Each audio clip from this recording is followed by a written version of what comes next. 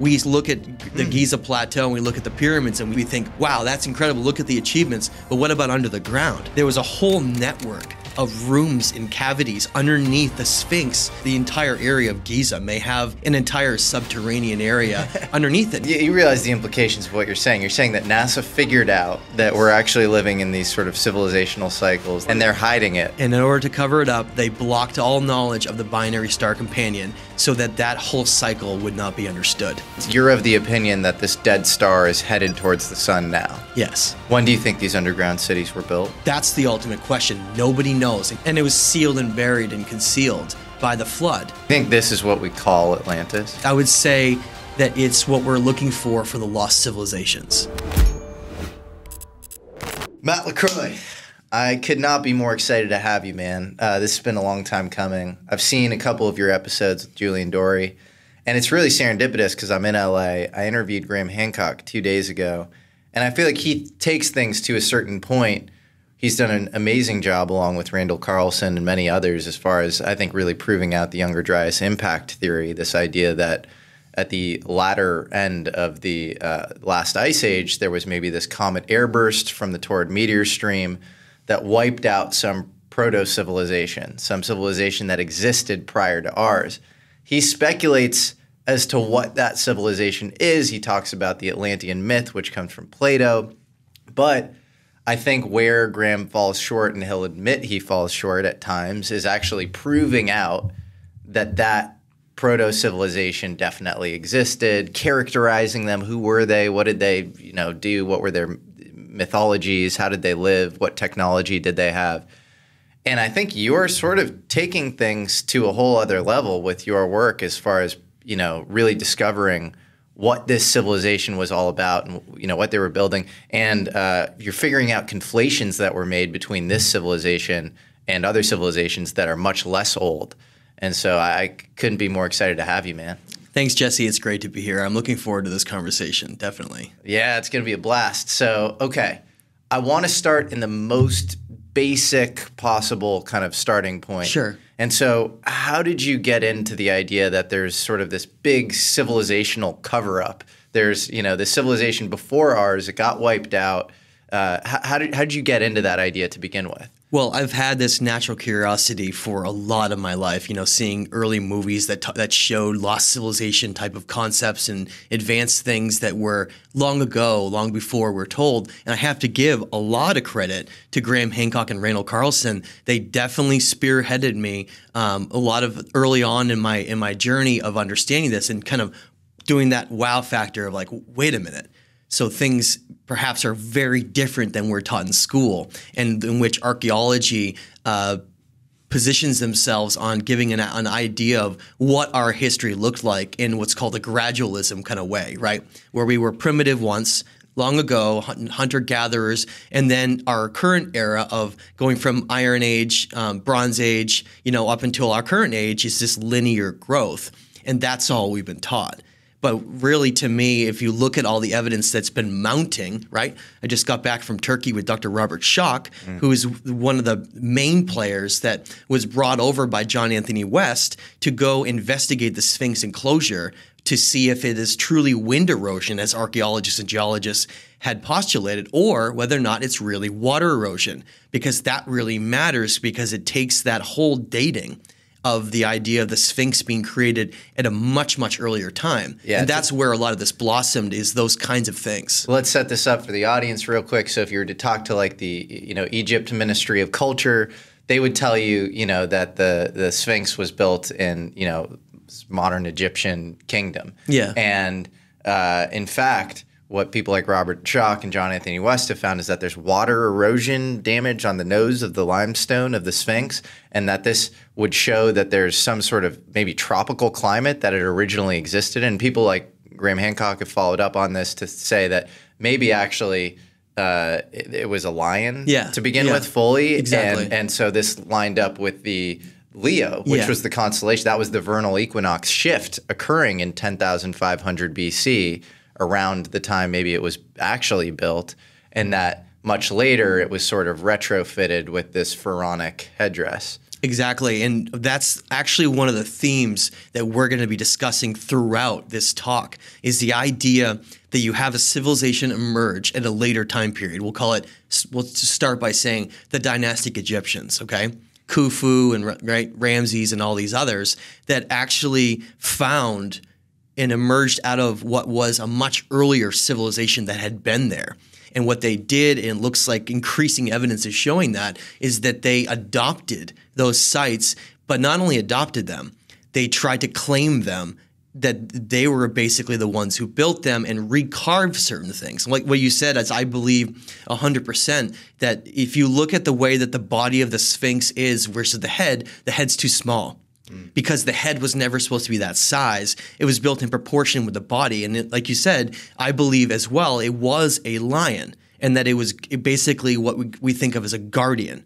The ancients believed that if you created something to be certain types of spirit animals like lions and eagles and different things, they embodied this protective aspect.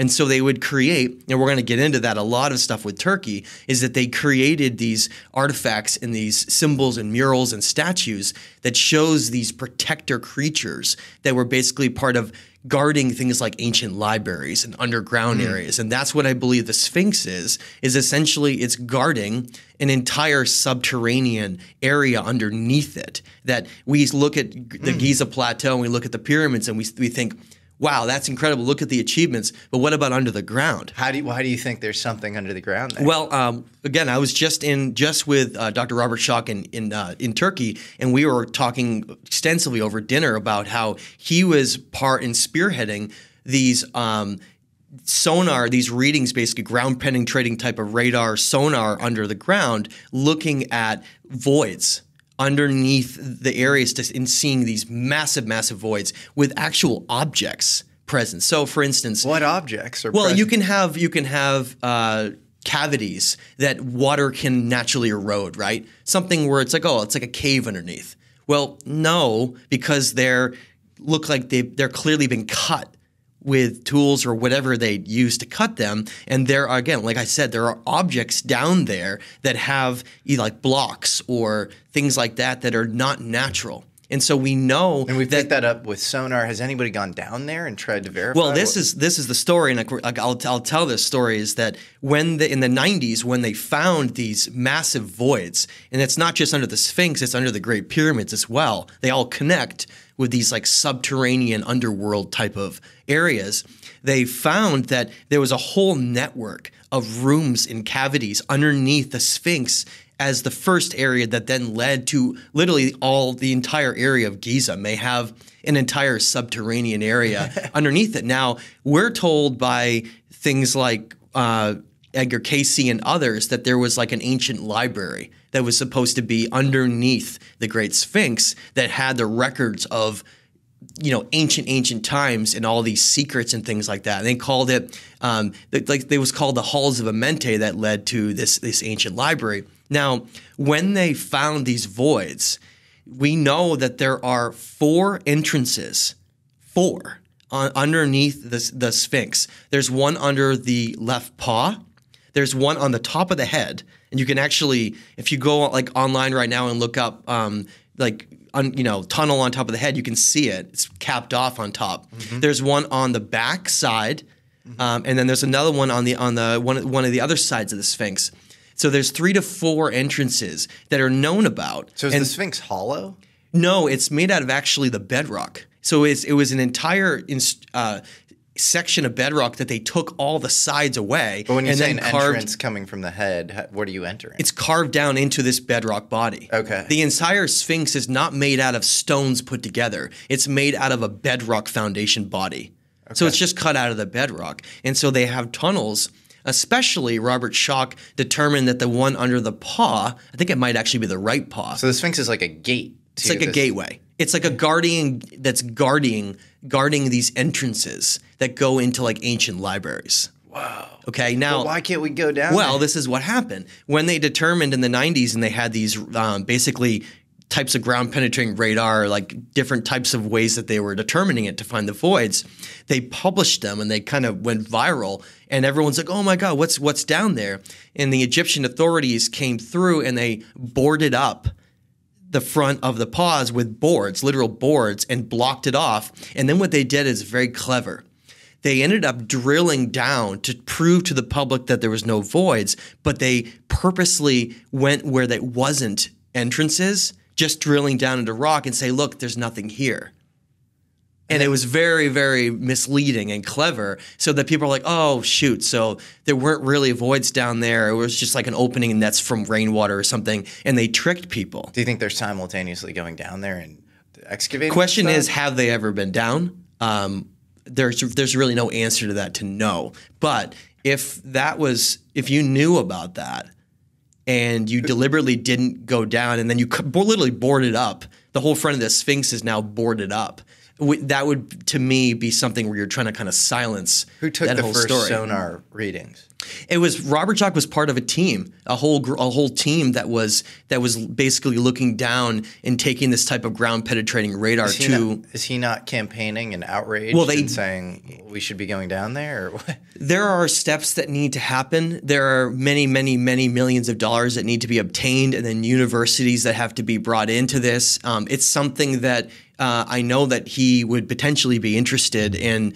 We would like other groups and others that are interested to come together to try to bring this back again and reignite this underground exploration of the subterranean areas of Giza. And I think it will happen in the future. And again, maybe this types of conversations are what's needed to get that started again. Do you have a hypothesis as to what might be down there? I think there are entire chambers, and I think there probably is a library.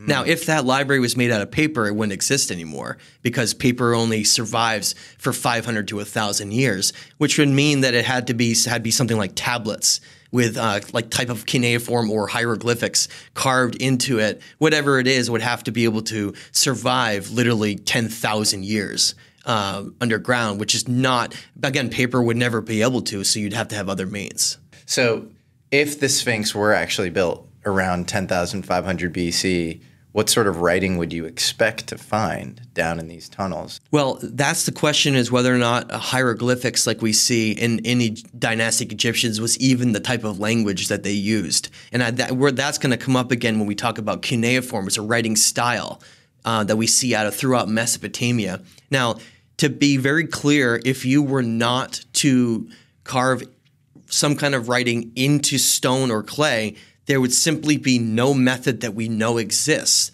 for how to leave a message. Now, I'll give one caveat to that. There could be some type of technology that they incorporated into stone that could have a way to record information that we don't understand yet. Because I say that because there was a very specific reason that these civilizations would get certain kinds of stone. So they would not be like, oh, hey, look, there's some bedrock to our right or left. Let's go cut those blocks out of that. They didn't do that.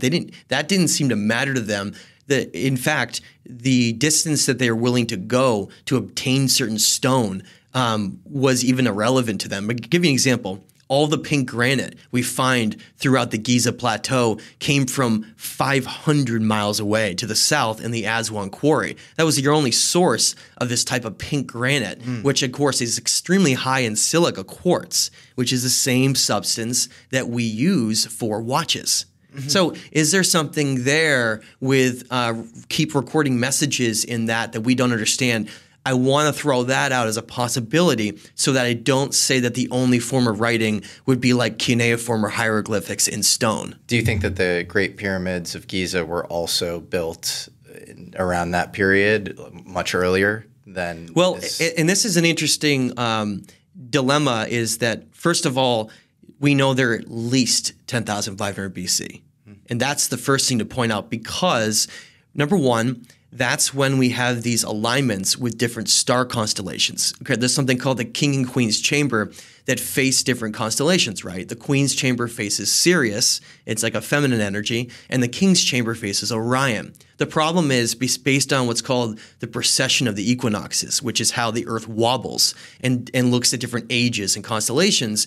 That could not have happened in modern history all the way until you get back to 10,500 BC. The problem is that was an extremely volatile time for Earth's history. That was during this period of the older and then the younger Dryas, which is basically when our Earth went from the Pleistocene epoch to the Holocene epoch, and we went through these catastrophic periods. Now, we can get into what caused them, because I personally don't believe it was an impact. And we can get into some of the implications of how there's correlations between both and have similar evidence for what, they could lead to that. But the problem is, if you have extremely volatile periods on the Earth, it wouldn't make sense to me to be able to build these massive structures during that. Now, John Anthony West, and I know that Robert Schoch and him had a lot of conversations around this.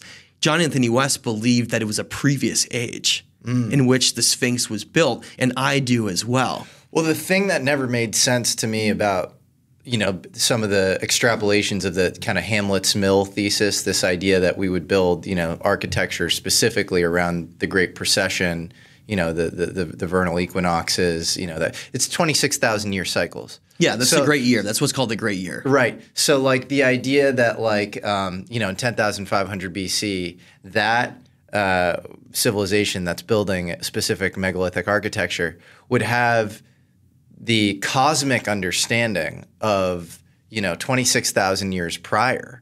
Like they really understand these sort of macro cycles when it comes to cosmology and astronomy. Yeah, that seems hard for even me to believe, and so that makes me think maybe it is old. Look, I believe that simultaneous to what I'm saying, to play devil's advocate, I do think ancient civilizations had precocious understanding of the stars, and they had, like you could see, look at Sumerian architecture where, it feels like they understand this heliocentric universe, and they have like all the, planets in their rough alignment.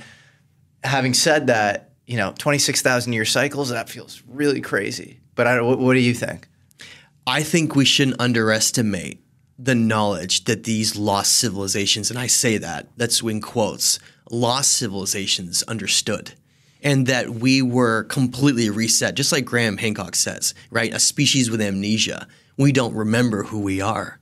We don't remember what we once were and what we once understood. And I think that these monuments that basically are evidence, I think, left behind to be the test of time, built out of the hardest stones in the world, would be the perfect way to be able to have their memory and their knowledge be preserved so that someday in the future, humanity could finally find their way back. And I say find their way back because I believe that they had sophistication and knowledge that we simply don't have even now. Well, have you ever watched the movie Stargate? In fact, when you asked me that question of how I got into this, I would say Stargate was the first movie that truly awakened me and encapsulated me at a young age in wide wonder to be like, wait a minute, there's something else going on here. Well, what's always interested me is you have Aztec kings, you have Nebuchadnezzar, you have King Judea of Sumeria, you have all these sort of story of pharaohs with similar stories where they get these downloads, and it's like you have to build this structure that's astronomically aligned in a specific way. Yeah. And Graham Hancock talks about this as well. He says it probably had more to do with some sort of afterlife ritual. I mean, traditionally, even in a lot of esoteric versions of modern religions, your soul ascends through Orion's belt. And there's some sort of weird ascension path. And so is the specific geometric structure of the pyramid somehow this conserved version of that where, when you die, you go there and it's this portal to some other world so or something. It's this concept, and it's echoed throughout Hermeticism and others. It's known as the law of correspondence, okay? And now the specific science behind it is called geodesy. Now, geodesy is basically creating structures in very specific positions to not only match things like cardinal points and different ratios of like the Earth, Sun, and the Moon, but also star constellations. And the ancients, I believe, had mastered that knowledge and that concept in which if you build something that mirrors the stars in an exact way, ratio-wise on our Earth, and you also incorporate in the corresponding aspects of Earth, Sun, and Moon, that you create like a synergy. And and that may be this concept we think about with like a portal. It's some kind of a synergy because the Earth, listen, it's a giant, it's like a crystal magnet, okay? It's a crystal that's vibrating at a certain resonant frequency that has these geomagnetic poles that use this concept of magnetism. And of course, Nikola Tesla believed that not only was vibration, frequency, and magnetism like a core of understanding everything in the universe, but he believed that even crystals have like a form of sentient life. That they vibrate in a way that other minerals and other stones don't. And they have some kind of an intelligence or something that we don't understand. And if that's the case, it means that our Earth is literally alive.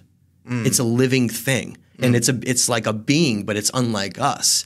And that the sun and the moon are also like that.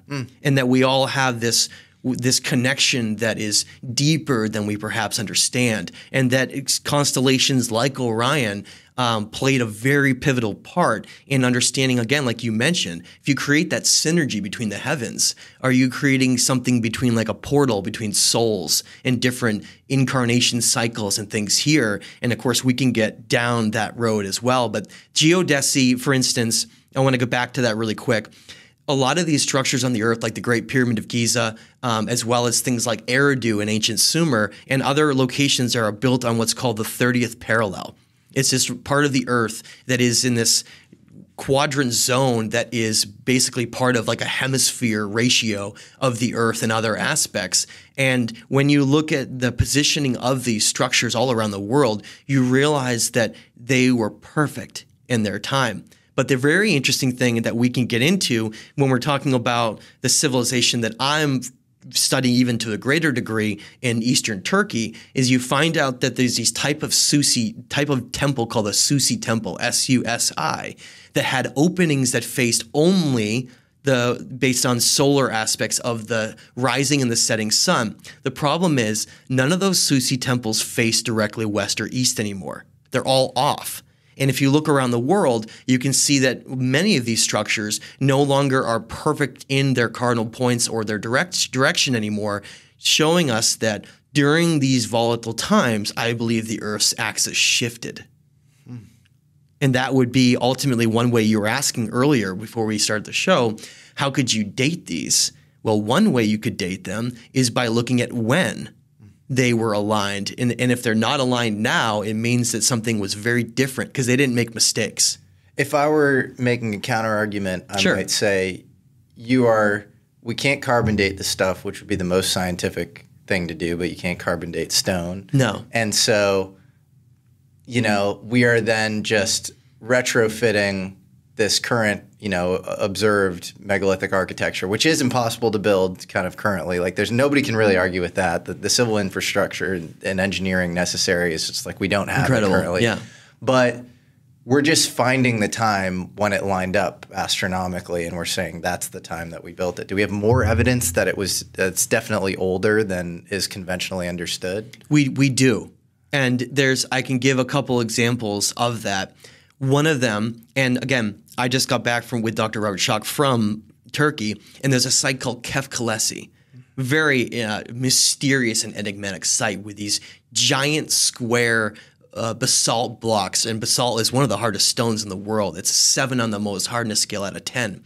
Very, very hard stone. And it has these machine cuts and all of these levels of sophistication that are bizarre and mysterious. But on the surfaces of many of them, and only on the surfaces that face above, we find melting that has taken place. Literal melting of the stone. And Dr. Robert Schoch confirmed on numerous stones that it is indeed vitrification. And to obtain that, you would have to have temperatures that exceeded 2,000 degrees to be able to melt this basalt into basically like glass, obsidian on the surfaces, which is what we're seeing. Now, some are going to argue right now at this point, and I want to play devil's advocate, they're going to say, well, fires can do that. Well, if you go to that area of the world that I'm talking about around Lake Vaughan, there are no trees. Yeah.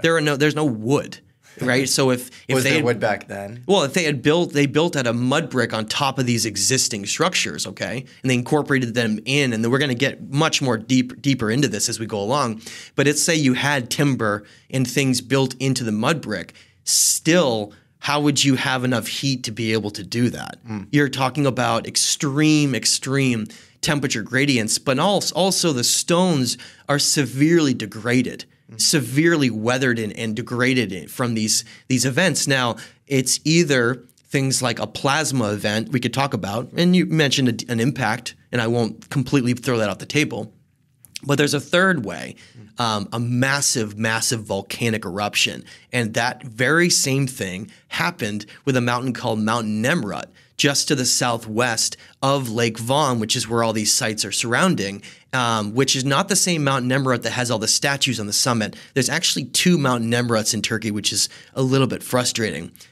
This is a different Mount Nemrut that doesn't have any ancient stuff within it, but it has a giant crater in which it exploded. And you learn that mountain last exploded during the end of the Pleistocene, during the Younger and Older Dryas. Really?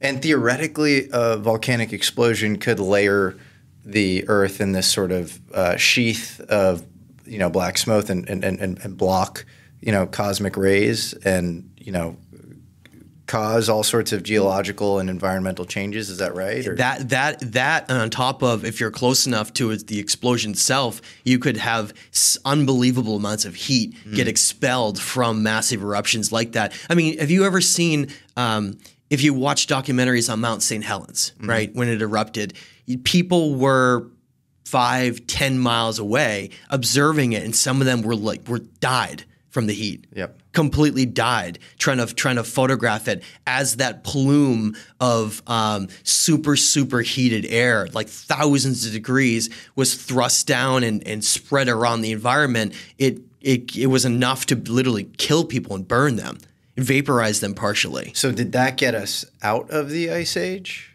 What we're looking at is a series of 2 major events, and you have a sheet right in front of you.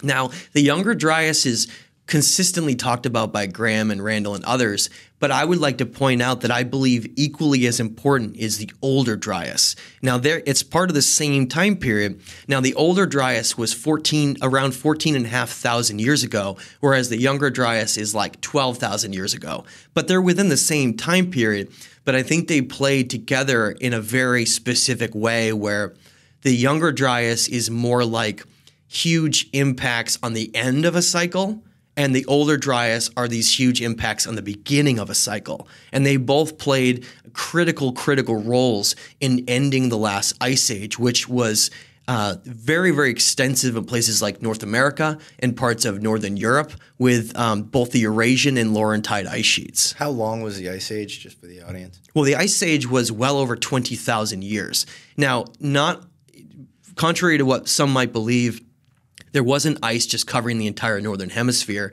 In fact, one of the anomalies that I want to point out that's very interesting is that the ice was centralized around areas that you would never imagine. Like, for instance, northern Siberia was ice-free, right? One of the coldest places on Earth that we have today was completely ice-free. The ice was focused around, if you were to say a focal point, would have been Greenland. Now, that has led to a lot of theories and hypotheses regarding that the North Pole, the pole was actually over Greenland and not where it is in the Arctic now, which would mean that we had a different type of hemispheric effect where the ice sheets and where different things were. And that may have been part of what shifted the axis of the Earth. Do not underestimate the weight of miles of ice. I mean, the Laurentide ice sheet in North America is estimated to have been somewhere between 2 and 3 miles deep, covering all of Canada down into parts of the northern United States, and of course, continuing up into Greenland, and then you had the Eurasian ice sheet. But these ice masses are some of the largest that Earth has ever had. And when you have that much weight, you can actually cause enough to not only suppress surfaces down into the ground, but you can cause so much weight that it's like it almost causes like a spinning sphere to cause to almost wobble on itself because it has too much weight on the top side. Interesting. And so you had this ice age for 20,000 years. What exactly happens in the older Dryas, and then what happens in the younger Dryas in your assessment? Well, I'm someone that spent the last 10 years extensively studying climatic events, geologic climatic events, but specifically through two things. The Antarctic ice cores, which, by the way, you can go back to 450,000 years on those ice cores, which is insane to see that. That's the oldest ice cap on Earth, bar none. And that's why I don't believe that civilizations were into Antarctica. Because we have ice cores showing how old that ice cap is. Okay, and that is why I think mountains look like pyramids there, is because there's been little to no erosion by wind or rain or anything. They're almost like these giant mountains made out of certain stones that have been almost stuck in an ice cap and haven't been able to weather. Now, the Antarctica conspiracy theorists are going to be very disappointed. I know. They'll be sad about that one. Yeah. But you know what we need now? We need real science being brought into this, and that's what I would like to bring to this conversation. Now, the Greenland ice cap is only 20,000 years old. Hence, the last ice age around 20,000 years. During that formed 20,000 years ago, which means that we only have ice records from Greenland cores for 20,000 years. But we get a snapshot of it to look back and see what it was like. Now, what we find is that 14,500 years ago, carbon spiked astronomically on the planet. And this is again getting into when we look at modern times of people talking about how humans are the only reason why the climate and carbon is increasing. Well, that's absolutely not the case. Yep. If anything, we had carbon spikes 14,500 years ago that completely dwarf the time we're in right now. And how that could happen is, I think, based on increased massive amounts of sunlight hitting the Earth, melting things like, letting like methane off in the atmosphere, increasing plant growth and other things would create a lot of different, carbon, creating this carbon dioxide increase. And also what we found is that in the Antarctic ice cores, every single time that these massive spikes of carbon occur, we get temperatures that then follow right after. Right after. Now, 14,500 years ago, we had a spike in which temperatures went from some of the coldest we've ever seen, and you can see it right in front of you on that sheet, some of the coldest we've ever seen, to levels that were even warmer than we are now. Whoa. But in only like a couple hundred years. So how does that happen? A coronal mass ejection is the magnetosphere of the Earth, which protects us from the sun. Is that weakening? Is there a pole shift that causes the magnetosphere of the Earth to weaken? There are all sorts of theories. What do you think? I believe that a massive CME event, unlike anything that we've ever seen in modern human history, hit the Earth. Why do you think that? Well, because if you look at the spike, it's immediately at 14,500 years ago during the older Dryas, it's immediately followed by a drop so drastic that it ends up being colder than even the Ice Age. So you're talking about temperatures that go from an Ice Age that rise warmer than even now, but only remain for, let's say, 100 years or less, and then drop colder instantly. So colder than even the Ice Age was. Why would that point to a coronal mass ejection? Because if you have a huge amount of heat that hits the Earth, and again, that could also potentially argue an impact. But let's say one of the two, okay? You would what could only thing that could cause that to happen is if you have an enormous amount of fresh water from glaciers, right? Hence the Ice Age, that melts instantly into the oceans, disrupting ocean currents across the world and basically collapsing things like the Gulf Stream. The Gulf Stream, for those who don't know, is this unbelievably warm current of water that comes off of the Caribbean and off of Florida, and it dives northeast and then basically rides over the Atlantic. And it's the only reason why people can live in Iceland and in Scandinavia.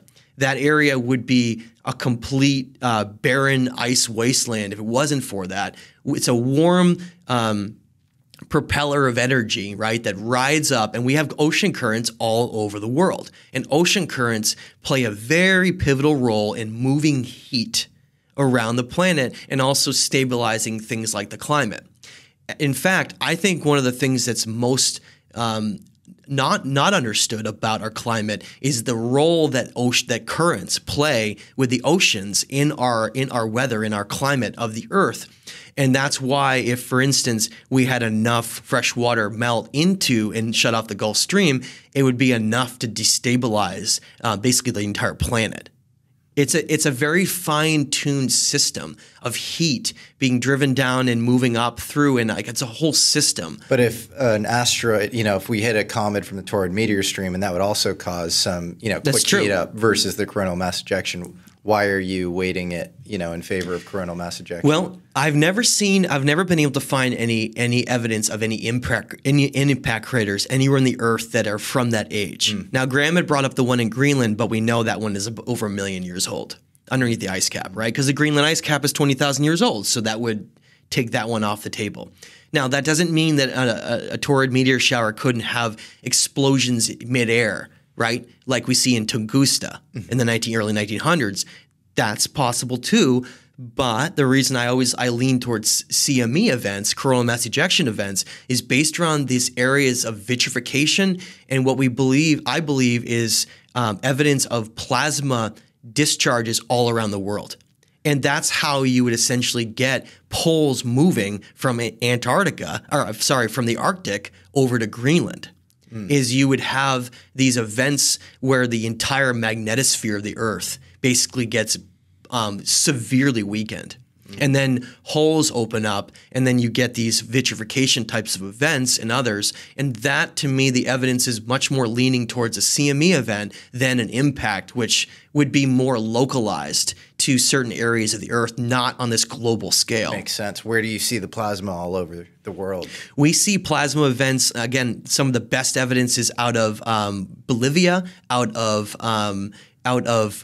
Turkey around Kefkalesi and others, and we see it in Egypt as well. There are these giant statues. They're actually the largest stone statues in the world, called the Colossi of Memnon, and they have burn marks only on the northeast side, which it lends us to the possibilities that these massive heat areas that opened up with the ozone may have come from the northeast. But we still can't date the plasma, right? No, of course we can't. We can't date that, but we can potentially start to date other things. Like, for instance, maybe we can date soil cores from Lake Vaughan, or maybe we can date cores of some of these stones. Because if you can bore in, you can't date a stone from the outside.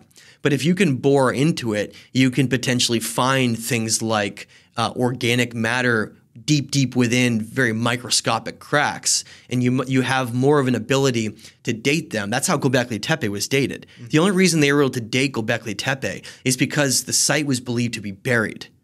You can only date organic matter if it's covered up and concealed. Because if it's out and it's being exposed to the elements, it alters its entire chemistry, and you can't date it the same way. Yeah. And what we're looking at right now is the potential that places like Kefkalesi and even Ionis, and we can get into that as we go along, may have been deliberately buried at a later time. Interesting. So are you hopeful that we can date parts of these monuments that have been covered up, because you can, it seems like, date organic matter that's been buried? Yeah, I think that we're going to be having increasing capabilities revolving around being able to date these, and then using what are all the capabilities? How do you do that? Well, we have new technologies coming out that enable us to be able to look at these things in a different way. There's always new things happening with understanding the breakdown of carbon, organic matter based on radioactivity and other things to find dating. But I also think that maybe some of the techniques that we're just coming into is understanding where certain sediments in different cores can help us with dating. And I think that those technologies and things, and I'm not an expert in that, I don't want to pretend to be able to understand that those things can potentially be dated, but only if they come from specific environments in which something unique occurred in which they were protected. Does Robert Schoch agree with your coronal mass ejection theory? That's Robert Schoch, actually, that he's the one who really was one of the top pioneers. His book, Forgotten Civilizations, is the basis behind almost the entire book, was that, and I can go into it briefly, is that when they were in Easter Island, his wife Katie, they were looking at this, what was thought to be a writing called Rongo Rongo. Okay, it's a type of writing out of Easter Island.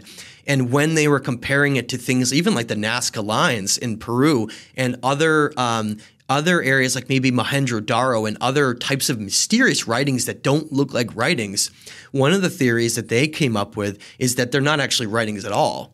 They're plasma discharge designs in the sky, because we know that electricity follows very specific patterns. Whoa, wait, you're saying that the Nazca lines were like burned into the surface of the Earth? No, they were imitating potential plasma discharge events in the sky. Really? Because maybe they believed that those areas were touched by those events, and maybe they thought they were sacred, or they were showing them these things. Plasma discharges in the atmosphere. Let me give some background on this for a second. Well, we should, and also just for the audience's sake, Nazca, I believe, was like 200 BC to 600 AD-ish or something, and it's in Peru. And you have all these amazing, it seems like artwork that only makes sense from an aerial view, and they're over wide distances, and it seems like it would involve some sort of precocious astronomical or artistic knowledge to make, and it's this big sort of mystery that will play endlessly on Gaia and History Channel. Yeah, I used to work at Gaia for 2.5 years. Did you really? Yeah. Interesting. I worked on shows like Ancient Civilizations. Check out season 4 and 5 if you want to see some of me in that. I will. In work in that explains your kind of like, you have the trippiness, and then you also have the hardcore. I think what's really important is marrying stuff that comes from instinct to research and empiricism. Right. And that's, I think, good science. And I think it's kind of an alchemical process because it comes from the inside, but then it's being extremely rigorous about, I had this intuition, but I'm not superimposing that onto reality. Well, and also the aspect of the metaphysical nature of reality, right? Yes. I think that's a very it ends up being not really married together with the science aspect. They tend to be very separated, right? Oh, the science aspect, we're going to look at only the physical third dimensional aspects of science and evidence, but really there are a lot of things that are disconnecting is how metaphysical sides of the universe and our spirit, right? Yeah. And those concepts have to connect and play in. Yeah, and we paint over the past with our modern epistemic brush. And we say, these sites were just, they were built in these sort of materialist reductionist ways, and they were used for sort of prosaic reasons. We have no idea how these people from the past actually thought. And the word Gaia actually, I like it in the context of Gaia theory, James Lovelock, late 19th century, that the Earth itself is somewhat alive or just at least extremely resilient. That's what the ancients believed. They called it Tiamat or Gaia. Gaia was the Greek term, but they believed that it was a living type of being that's not like us. And they also believed that the sun is just the same thing. They're like entities. And then in ancient cultures had names for them, like Utu was the name for the sun god in ancient Sumer. But let me get back to something that we were talking about that I think is important. Yes. The plasma events, okay? If the Earth was going to get hit by one of these massive CME events, which it's interesting how the Aurora Borealis is further south than we've seen it in a very, very long time right now. People are freaking out. Right, and that's potentially... this guy on Twitter, Space Weather News? Yeah. You know what I'm talking about? Yeah. He's freaking out about, and I never know how seriously to take it. I mean, clearly we've seen more solar activity this year than ever, and it seems to be ramping up. And you have all these flares. And he attributes that to a weakening of the magnetosphere of the Earth. And I agree. And because if you look at the great year, should we be freaked out, Matt? Or well, is the world about to end? if you look at the great year, which again is about 25 and a half to 26,000 years, right? Half of that is because it's call it 25,000, but it's like 24,600. Half of that is 12,000 with change. These events that occurred during the Younger Dryas, with what I believe was the last CME event, was 12,500 years ago. So we're literally exactly in that time period, and we're seeing these extreme warming and these plasma-like type of weakening of the magnetosphere type of events, just like we saw then. This is not at all scientific. This is purely my own, it's like asserting free will or something like that. Something I sort of refuse to go outside the bounds of. So I'll admit this is kind of dogmatic, but I just don't believe that every 12,500 years there's just a hard reset button. We've got to have some sort of agency around this. I can go into that if you want to. I would love to actually get have some evidence you probably haven't heard of yet that might blow your mind on that. Please. Okay, so again, like I mentioned, there's always indications that these things are going to happen way ahead of time, right? CO2 spikes, temperatures spike. You get these geomagnetic events with these aurora borealis, right? You see them. Now, the next level, if we start seeing this, we need to worry, is plasma discharge designs in the sky, which is what I was just talking about with what was Dr. Robert Schoch's theory on like a Rongo text and even potentially the Nazca lines, is that they're actually these geometric formations that occur in the sky based on massive amounts of what are called charged solar particles that come into our upper atmosphere, and they create these very interesting electromagnetic designs, okay? Now, I want to discuss something that might be new to you. And if you're interested in seeing an image of what I'm talking about, it's on the bottom of my main page of my website, thestageoftime.com. Okay. In 1987, there was an encyclopedia that came out called the New Science Encyclopedia. Okay, and this is back before computers were really up and running, or we didn't have that capability. So information you really got through like encyclopedias, right? That's where things came through. Well, it had this unbelievable image on, I think, page 2,488, if something like that, where it showed, and it didn't say really much about it. All it said is the following image is a diagram based on Pioneer 10 and 11 probes, okay? And then it said like, oh, we sent out a plaque on it, blah, blah, blah.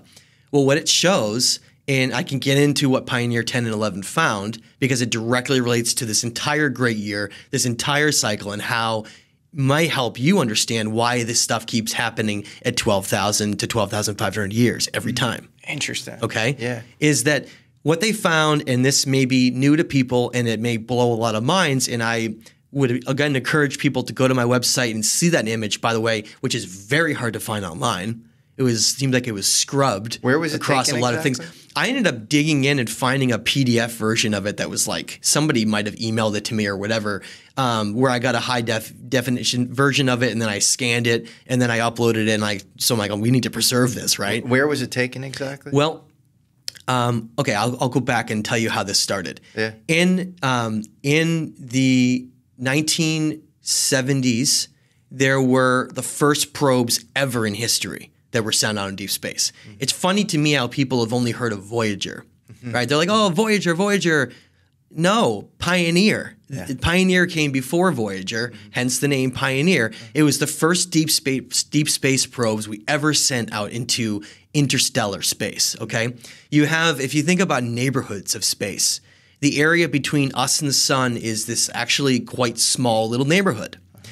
Our outer solar system is this whole other vast area beyond the sun that then basically is bordered by what's called the Kuiper Belt, right? Mm-hmm. I'm sure Graham talked about that being impacted by the torrid meteor shower, right? Yep. Torrid meteor shower comes through, and one of the theories is it can bump around some of these Kuiper Belt objects, which are giant asteroids and comets in the outer part of our solar system that basically dwarf our asteroid belt around Mars that is like nothing compared to this, okay?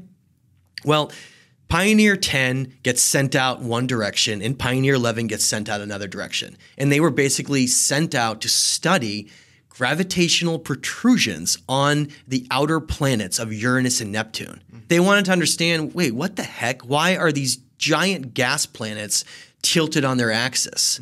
And then as you get closer to the inner solar system, and I'm not an astrophysicist, but I can fill in some blanks here. Why they would be tilted on their axis, something gravitationally is affecting them, right? Is it our sun? Wait, it can't be our sun. How can they be tilted like that? And in fact, our entire solar system is tilted slightly on an axis. So what happened is they send out the probes in the during the 1970s. Both of them, they send them in completely different directions. Remember, space is 3D, so it's not like a linear paper. Right? It's got mass, it's got everything. So you have to go different directions to try to understand how to create like a model, right? Well, in the early 1980s, Pioneer 10 and 11 made history because they were the first probes to leave our inner solar system. Okay, so they get out past the gravitational influences of the sun, and they start passing beyond the Kuiper Belt. And when they do that, boy, did they find something. Now, I'm not surprised you haven't heard of it. Actually, very few have. What did they find? Well, the thing is funny about it is that if you go and look up Pioneer 10 and 11, you're not going to find very much information. And I don't want to necessarily just spend a lot of time going down a conspiracy road here, but I will tell you that it seems apparent that the internet was scrubbed of information regarding Pioneer 10 and 11. What evidence do you have for that? There was an astronomer out of NASA,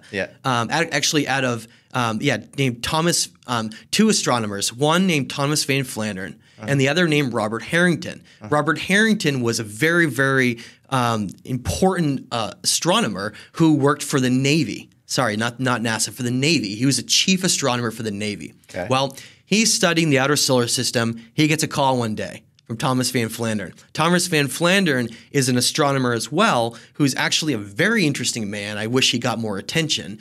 Very smart, used to talk about even things like ancient history being different than we're told and things like that. Cool.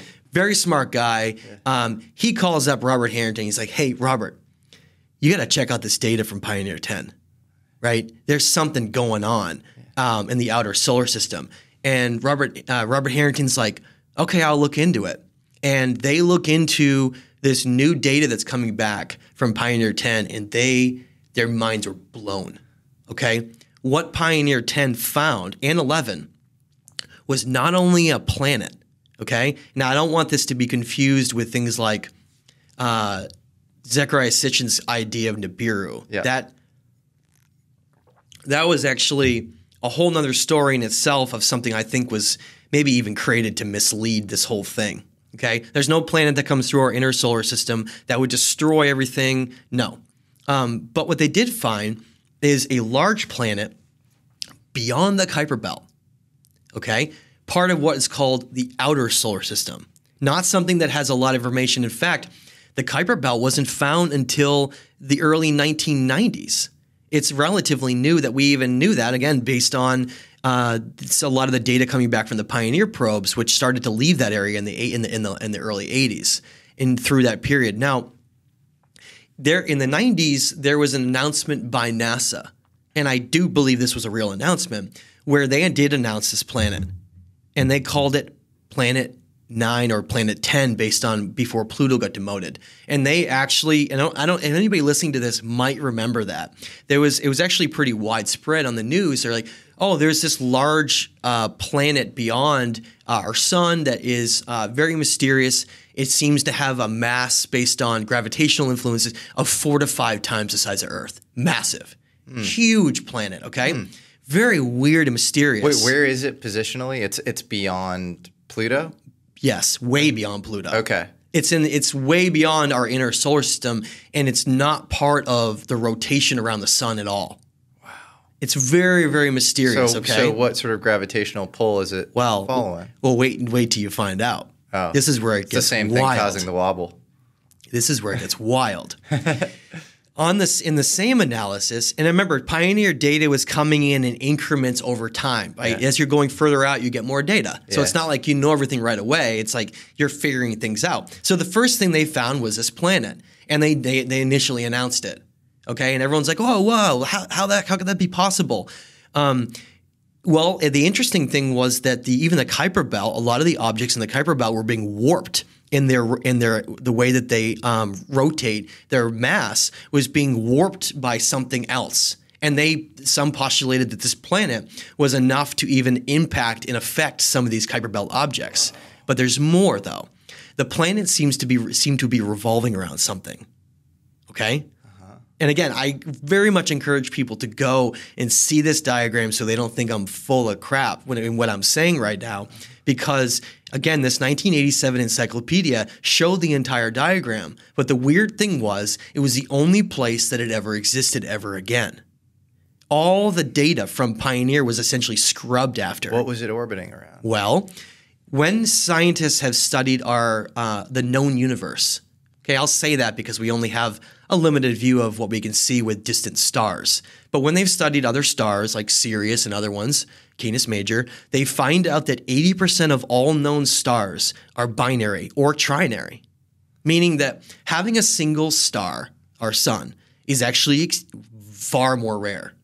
You would have an 80% chance that wouldn't be the case. Are you saying we are in a binary solar system? There's another star that we're not aware of? Well, another sun?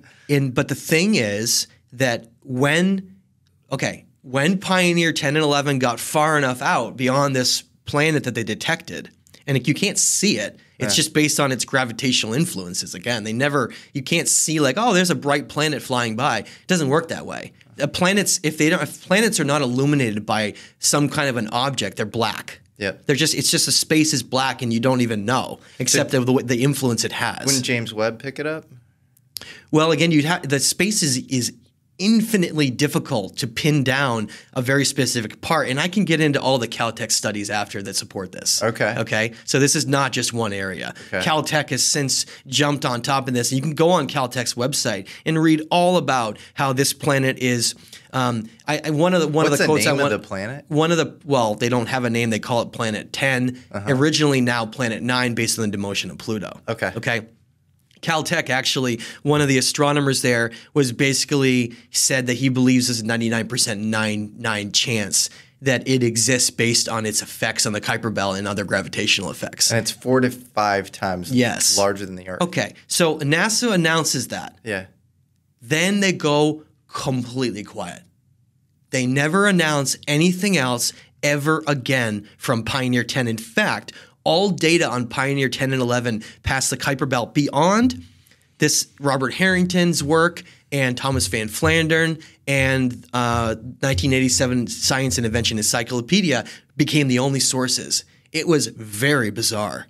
If you have something of that much importance that finds things, to not have any information is, again, screaming towards some kind of a scrubbing of information and hiding. Why would they cover this? Well, because they found something. What did they find? Well, according to the diagram in 1987 encyclopedia, the way that Pioneer 10, and by the way, Pioneer 10 had these spectrometers on board that were literally made to detect objects, which is very interesting because if they're investigating a tilt on Uranus and Neptune, clearly they're looking for something. Okay? Well, they detect a signature that was undeniable, because there's specific wording in that diagram, and it says, and I will quote, remember, Pioneer 10 and 11 went completely different directions in our solar system. They say they found equal pull. Doesn't matter where they were in our solar system. As they left, they found equal pull of something massive on our entire solar system. Something gravitationally is so powerful that it was basically influencing our entire solar system, including the sun. Okay? And what they found, they called it a dead star. Okay? Now, it's not a brown dwarf. It was a dead star that had essentially maybe supernovaed long ago.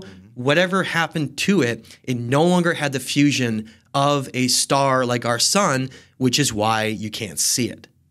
It literally, now there's only two things that can happen to a star when it dies, right? It either explodes or it shrinks down into an unbelievably dense object. But that object still has very, very powerful gravitational influences. Black hole. Well, but not everything does that. Not everything just becomes a black hole. In fact, some scientists believe that those are more like at the center of galaxies. and different things like that. Instead, this object was identified as a dead star, not as, and they determined that the distance, ready for this? Based on its influence at the time, and this is like 1984 or in 1983 that this data came back, because the encyclopedia came out in 87. They determined at that time that it was 50 billion miles from the Pioneer probes. 50 billion miles, okay? Now, when that occurred, Thomas Van Flandern and Robert Harrington found out about that. Now, all I will say is that they both died of throat cancer. Not within a few years of each other, but they both died of throat cancer. They didn't smoke. And it was a very mysterious thing because they were the only two people that were investigating this outer planet and potentially this binary star companion. And then there was a man named Miles Standish, who was the head of, that became a very prominent astronomer in the department. And he was like, everyone's like, wait a minute, what about this planet and all this stuff, right? Miles Standish did a bunch of calculations mathematically and was like, you know what? We made a mistake. Thomas Van Flandern made a mistake. Robert Harrington made a mistake. Turns out all the data was wrong, and there's no planet that's out there. Huh. Boom, the thing just disappeared, and it like went completely silent. Everyone's like, okay, never mind. What's the motive to cover this up? Because I believe it's the entire reason why the Great Year exists and why we have resets of civilizations and why we have entire cycles of catastrophes and which is based, I believe, on what are known as the Yuga cycles out of India. Right. Called the Kali Yuga cycles, based on civilizations rising and falling. Well, we're in the Kali Yuga, right? But there are various Yuga cycles. Yeah. So the Yuga cycles track the cycles of basically civilization rising and falling based on these ages during the Great Year. So you go from, you rise up to a golden age, you get wiped out, you fall back, and then you have to start up again from like an iron and bronze age, and then a silver age, and then a gold age, and then it resets itself. Well, what could possibly exist to keep a consistency of these cycles other than this? Now, think about this for a minute. If anyone's ever seen it, there's a documentary I highly recommend called The Great Year. Amazing. You can go actually watch it on YouTube. Amazing documentary. Has a great narrator who just passed away recently. Very well known. I can't remember his name off my head. But in that documentary, I believe they got one thing really, really wrong, but they got everything else right. They postulated that the Great Year was based on a dance of our binary companion, but they thought it was Sirius. Now, that makes no sense to me at all because, first of all, Sirius is so far away. It makes 50 billion miles of this binary look like it's in our backyard. So that makes zero sense to me that that's related to the Great Year and the dance of our sun. So I want to just point that out. However, what does make sense is that this dead star having this massive dance called perihelion and aphelion. Perihelion is when something comes the closest, and aphelion is when it's leaving. Well, it turns out that in the Great Year documentary, ancient civilizations believed that entire dance was based on, they called it our black sun. They called it, you ever heard of black holes, black sun, well, David Bowie, right? Black sun's also kind of this age-old occult symbol. Well, that turns out there's some truth in this, that there was knowledge of a dark star. A partner star to our own sun? Some say the binary model confirms all of our celestial observations without the need for excessive torque or epicycle type explanations. While the concept of a second sun challenges our present understanding of the solar system, it is hardly a new idea. There's one sun which is part of the planetary system, and there's one sun outside the solar system. And this allows Mithras to both be the sun and also seem to be operating for the sun or on behalf of the sun. The ancients had some knowledge on it. There's different areas. Even the there's a whole bunch of areas that would be a whole part of the show, but I just want to say, and not getting that, but just say that basically that there seems to be a dance between this dead binary star with our sun, and every time that dance is based on a approximately 25,000 year full cycle. Now, half of that during perihelion is 12,500 years, when it comes the closest to our sun, in which I theorize that is the reason why our sun goes through these massive energetic explosions of, if you have an object like our sun that is very, very powerful with almost like a nuclear fusion type of energy, right? Mm-hmm. If you have a lot of energy coming towards it and gravitational influences, the only way it's going to be able to maintain itself is to be able to exhaust that energy, which is why I believe that this binary is the reason why these consistent events every 12,500 years or so, even 14, they're all in that realm, are occurring on a consistent basis. But the yugas are different lengths, aren't they? They're based on the rise and fall of civilizations consciously. And there's other that's not the only factor that goes into the yugas. There's galactic center alignments, there's planetary alignments. It's not just one thing. And so it's not the weakening of the magnetosphere of the Earth necessarily, it's the need for the sun to expel mass due to a gravitational which then weakens, which in turn then weakens. And I believe that is what caused the entire destruction of Mars. Because Mars used to clearly have water, clearly had life, right? You can actually see some images, if the rover images are actually even from Mars, that have trilobites in some of the areas on there. And one of the very well-known and accepted theories is that Mars once had an atmosphere. It took the brunt of a massive CME event that stripped the entire atmosphere and then basically had the water evaporate out into space, and then it turned into this barren planet. But not only that, but it may have been based completely on a plasma events. And I want to just mention that there is a trench, a gorge on Mars called Vias Marineris, okay? That's like 5 times deeper than the Grand Canyon, okay? And it is, the feather design of it may actually be based on a massive type of plasma-like events which can literally impact entire planets if it's bad enough and create scarring and even mountains. Based on they've shown studies with how electricity impacts things. They create like a feather-like environment, or they even create bulges, almost like types of emergences of land moving up and down by the types of energy that can impact it. Now, Mars is covered in billions to trillions of just these rocks scattered across the planet, all over the planet. Like they were thrown out and a lot left in the atmosphere, but then others literally fell back down onto the planet. And it looks like that planet is a perfect example of how these CME events can destroy an entire planet.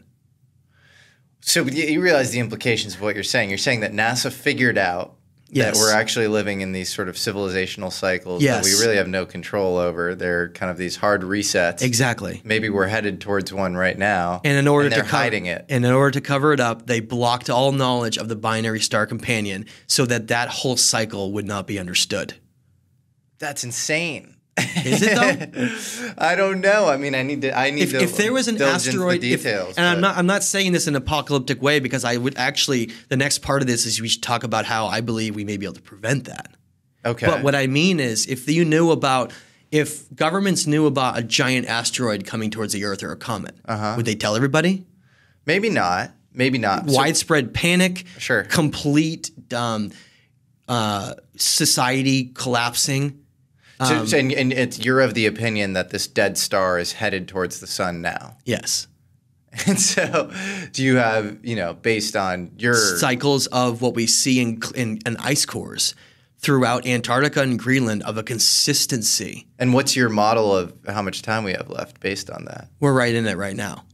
So very interesting how consciousness seems to rise at the same time that the sun starts to emit more energy. and this gets into, like, again, lost civilizations, what they knew. Yeah. Right. I actually believe that part of the function of the Great Pyramid of Giza and other structures was balancing the energy of the Earth. Yeah. And that maybe they had understood that these cycles exist because, okay, let me give you an example. Yeah. In Hermeticism, one of the core, there's these laws that exist. Hermeticism is ancient Greek knowledge from Hermes, which is basically just Egyptian knowledge as well. It's the same thing. They believe because Hermes was based on both. Exactly. So the Emerald tablets. They believed that cycles govern everything. Okay, that the law of correspondence governs everything. That there are these core concepts, right? That are woven into everything. They're just that's the way it is. That's how it's designed, right? And we can even get into the nature of that. I don't have a problem with that, but that there is an actual very intelligent design behind our universe, and that the Earth is actually a lot more important than we know. That it's part of, again, we are talking about like a soul incarnation place through Orion, and that it's not just necessarily happening everywhere else, but that this is a very important place, and that we are not the only ones that are governing that.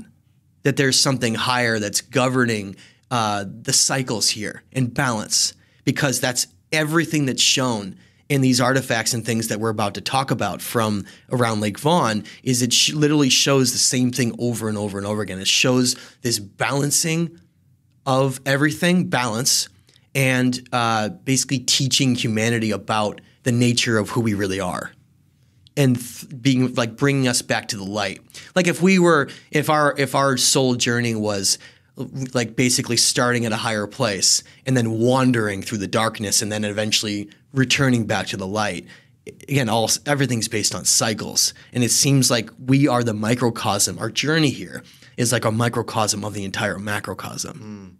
And so we are playing a bigger role than we know. And at the same token, I believe that also lends itself to not having us be as afraid that we could just poof, be wiped off and never exist again, and it doesn't matter. Well, you just implied that maybe the pyramid was some sort of possible preventative measure. I mean, are you familiar with Christopher Dunn? Yeah, I am, very much so. So does that relate to this? Because he has this theory that, the pyramid was maybe kind of an energy generation machine. He went on Rogan. I thought he made a pretty good case for himself. I support those connections in many ways. For instance, under the Great Pyramid and under many of these structures, we have subterranean water, like aquifers, right? That are basically as a conductor, and they were covered in limestone, and they had granite, which has a quartz in it. It seems very much a function of geometry and physics to create something. So, but how would that save the Earth from it didn't. This massive Death Star? Well, it didn't. Yeah. And let me give you an example. If you go to Saqqara, Egypt, right, you can go down to what's called the Serapeum. I'm sure you've heard of that, right? Actually, okay, so the Serapeum is this subterranean area. You can go there today as they do tours down there. And you walk down in all these steps to go down in there, and you have these chambers under the ground that were carved out. And in those chambers are these giant granite boxes, okay, built out of granite that came from Aswan. And the granite is so large that it's bigger than the entrances to even go down in these places, which is completely mysterious on how they carved them, moved them, because these granite boxes weigh up to 100 tons. 1 ton is 2,000 pounds. Yep. They're very, very mysterious. But anyway, there's a whole multitude of these down there, and they have no evidence of any pharaoh or anyone being in them, like finding a mummy or anything, right? These chambers are mysterious, but what is interesting about them is that many of them were found blown up, like exploded, like a lot of energy had surged through and blown them up. And if that's the case, then one of the things we're discussing is that maybe Egypt played a really pivotal role in trying to balance energy somehow. Now, that's based on what are called ley lines. Now, geodesy is also based on that concept, is that the Earth is what's called a toroidal field of energy, okay? So the energy of the Earth, based on its magnetism properties, the energy flows out from Antarctica down and comes up and in from the Arctic up in the north. So it's like this, right? Comes down like that.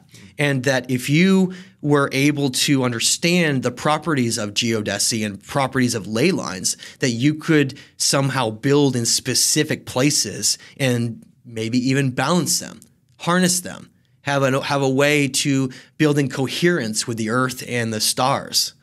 But if you have a massive coronal mass ejection heading towards the earth, how much balancing can save you?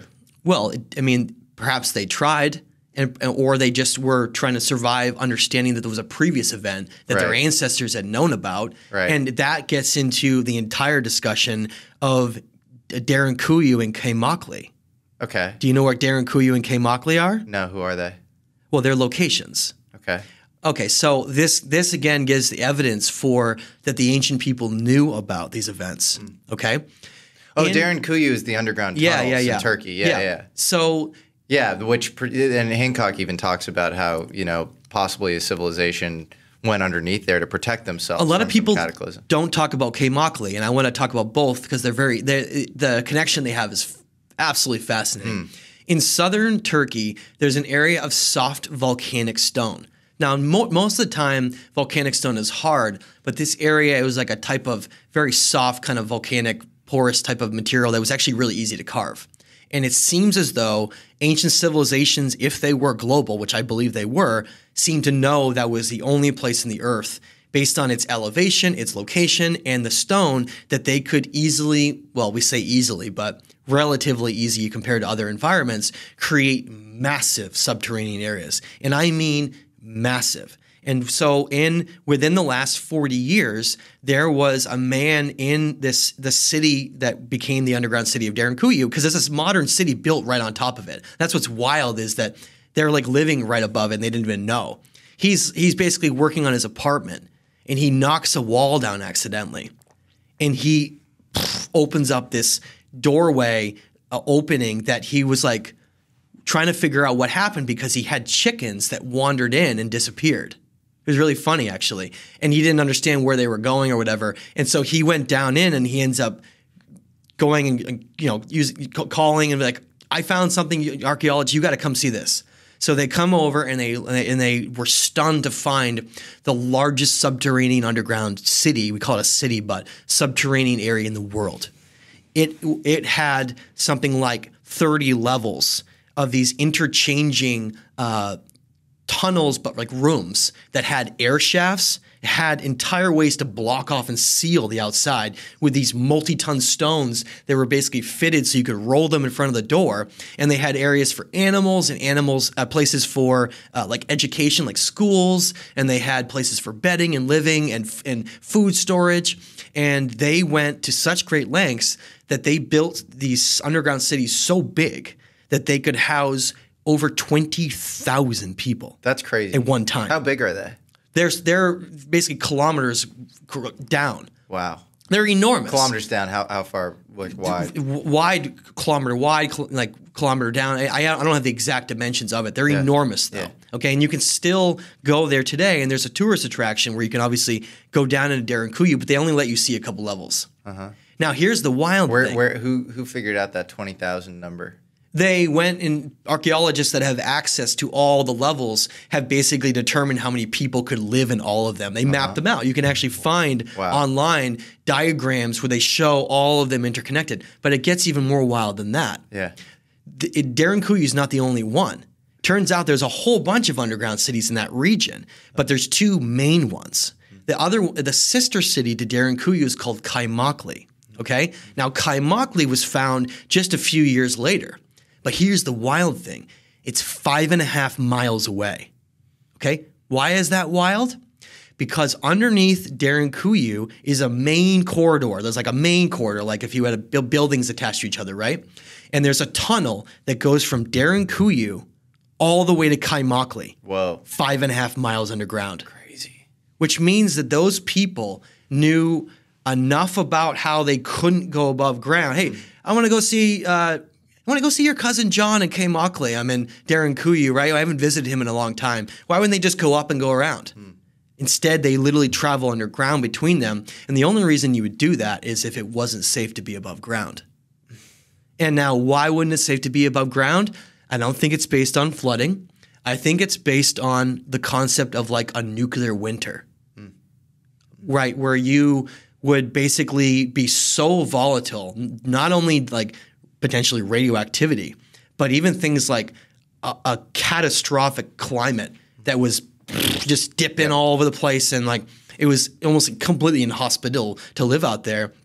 And the idea is that they built these to survive these events, and that the only reason they did that is because a previous event their ancestors had survived through. And then they told them, and like, you know, hey, if we're going to survive the next one, we need to build these underground cities, which that area of Turkey is literally in the center of the ancient world. When do you think these underground cities were built? That's the ultimate question. Nobody knows. And here's the weird thing.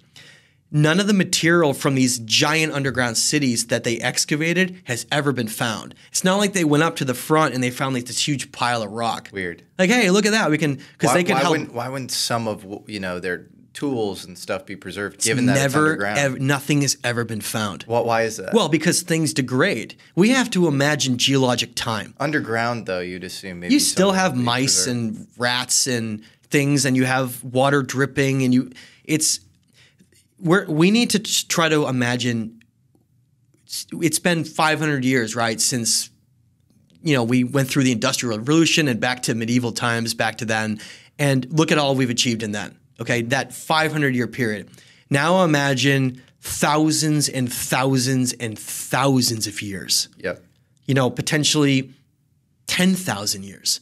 I believe that those were built well over 10,000 years ago, well over. I mean, they had to have been built before the Younger Dryas catastrophes, because there'd be no other, because we haven't had anything like that since. Well, that would be my guess. Again, I'm a total amateur when it comes to this stuff, but I would guess that a greater percentage of things would be preserved if it's an underground city than if it's above ground. There's just less environmental kind of but the problem is they were reused.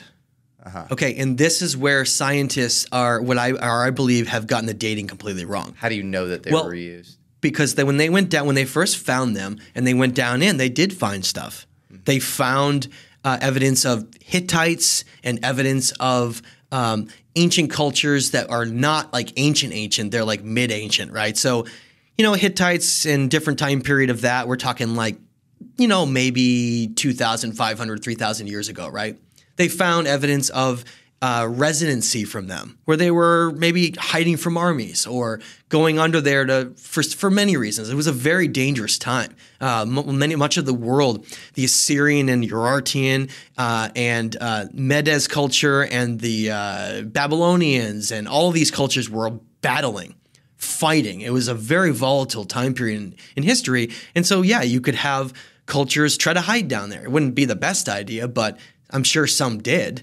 And so that may have actually been one of the reasons why it was kind of covered up and not found for a long time, was because it was one of those places they were kind of like hiding out or something, right? But scientists and archaeologists have determined based on finding that that's who built it, which is kind of silly, right? If Jesse goes over to an ancient monument and puts his name on it, and then 1,000 years later, we find that Jesse's name is still like carved into it. Did Jesse build it? Not necessarily. No, if like it doesn't, it's kind of a silly. But we can't know that it was built earlier, also. Well, but the thing is, why would they do that? Why build a giant underground city and go to that kind of length of work if you're just doing it to hide from an army somewhere? Yeah, fair enough. Which they could literally just starve you out and like block. It doesn't make sense. Strategy. Yeah. No, you could literally they could like pour oil in and then just like set the whole inner place on fire. All these different means they could have done. All various different horrible things they could have done. But the only thing that makes sense if you look at the concentration of these underground cities and how it was a center of the ancient world is that they would have had pilgrimages knowing and reading the stars. Now that gets back to Göbekli Tepe, because look at the pillars of Göbekli Tepe. They're just basically star constellations. Isn't it like a sun calendar? It's a calendar. It's an astronomical calendar, which I believe its purpose was, my personal opinion is its purpose was to track the great year, to track cycles. And it was an astronomical spot that was its purpose, is to track cycles. What is the great year? Just the concept of a year? No. Okay, so the great year is based on what's called the precession of the equinox. Okay. It is because how the Earth wobbles because of the gravitational influences of this binary companion. I told you the entire solar system is influenced, okay? This is fascinating. So basically this 26,000-year cycle where true north involves a different star. Right now it's Polaris. Yeah, Other times it involves. But what's the conventional astronomical, explanation for why, all these planets, have kind of wobbling gravitational orbits, and how the entire axis of the solar system is actually on kind of a wobble. It's tilted. Not a lot of people talk about it. Is it literally just dismissed? Is there not some convention? Because there's certain things like how the moon was formed. Yeah, which is really mysterious. Actually, by the way, it's such BS when you hear the conventional explanation. It came together perfectly in a perfect ratio between the sun and the moon and the Earth. No, it's like it's like an asteroid hit the Earth, and then part of the Earth came out of the Earth into this perfect thing. It's impossible. Makes no sense. It's impossible. Into this thing that you never see the dark side of it. It's this perfect and it's 1/400th the size of the Earth, and it's 400 times closer to the Earth than the sun, and it just doesn't. Yeah, it does. The conventional explanation that you can kind of definitively say is wrong, and then I think where you have to be epistemically humble, to me at least, I don't have a great theory, maybe you do, is I don't know what formed that thing. But what's the conventional explanation for, the wobbling gravitational axis, the slanted gravitational axis of the entire solar system? I think some kind of a Milky Way interaction of outer things and inner things with the sun. I've never heard of anything definitive that's come from to explain that. If anything, I told you that Miles Standish had said mathematically, they were they miscalculated all these things, and then people are like, oh, never mind. It's been really weird. Can we track the emergence of the conventional explanation? Because I often think that's a really important. Again, I'm not an astrophysicist, so that would be a good question for others to bring up. You said there was somebody at Caltech who's So Caltech, because I want to interview that person. I actually emailed him and he never got back to me. I don't know if he's listening to this. I'm still open to that reply. Email, man. Let's figure out how to get in touch. There's a number of experts at Caltech that use mathematics and based on data from probes to study an outer solar system. Okay, and they determined that based on the movement of Kuiper belt objects, that they're being super skewed and perturbed by something, okay? And that the way that Caltech, and again, if anyone wants to just look up Caltech and Planet 10 or Planet 9. It used to be called Planet 10, then they demoted it to Planet 9. Look into that. They have extremely compelling data that backs all this up, that mathematically Planet 10, I'm going to call it 10 because I think Pluto we should just keep it whatever it was, but we'll call it Planet 10, that it absolutely exists. Yeah. And again, why would you have a planet that's completely rogue, that's not part of another system? Well, I'm just even thinking, again, my stupid math, right? The sun only has so much gravitational pull. Pluto is part of the sun's, gravitational field of influence because it's so small. Well, it looks like it was a moon of Jupiter that got thrown out beyond that area. But things, my guess would be that something 4 to 5 times the size of the Earth that's beyond the perimeter of Pluto even. Oh, way beyond. Might have trouble being part of Why would it be part of exactly? It makes no sense. In fact, I don't know, but I need the sun plays do the math on it. Exactly. There's no influence that far out at that point. We're talking about something that would be it doesn't make any sense that it would be having a consistent type of elliptical orbit. Do we know the conventional explanation there? No, they've tried to deny that it exists. That's, as I've said, Caltech is the only modern institute. Okay, so this thing gets announced in the 90s. Sorry to harp on that. Please, I think it's so fine. Important. I know, it's incredibly interesting. So it gets announced in the 90s. NASA's like, this thing, it's Planet 10 or whatever. And then, Standish comes in, and then he's like, it's actually, forget about it. And so Planet 10 goes away too? Yeah, let me show you. Planet 10, people forget about Planet 10? Yeah, exactly, I'm telling you, it's because of Miles Standish with this whole idea that mathematically they made a mistake and that it never existed. Pioneer never shot Planet 10. It was just they never got footage of it. It was just based on footage. It was just based on the wobbling, the gravitational influence. Yeah, and data is very easy to Wait, but take a look at this. I think it would probably be helpful for you to look at that. That's the page from it. I think it would be cool for you to see it. Yeah. Pioneer 10 became the first craft to pass into interstellar space in 1983. The diagram shows the path of the 2 Pioneer probes. On the right, the pictorial plaque carried by Pioneer 10 contains information about Earth and humanity. But it says nothing about the diagram, which is so wild. You see that? So I'm looking at the diagram. If you read the 10th article, planet, 4.7 billion miles. And then look at the away. dead star. Do you see how it says equal gravitational pull on Equal pull, yeah. Whoa. Right? That's really trippy. And this is an official NASA release? Or what is this from? This is from, again, the Science and Invention Encyclopedia was in a very prominent encyclopedia series.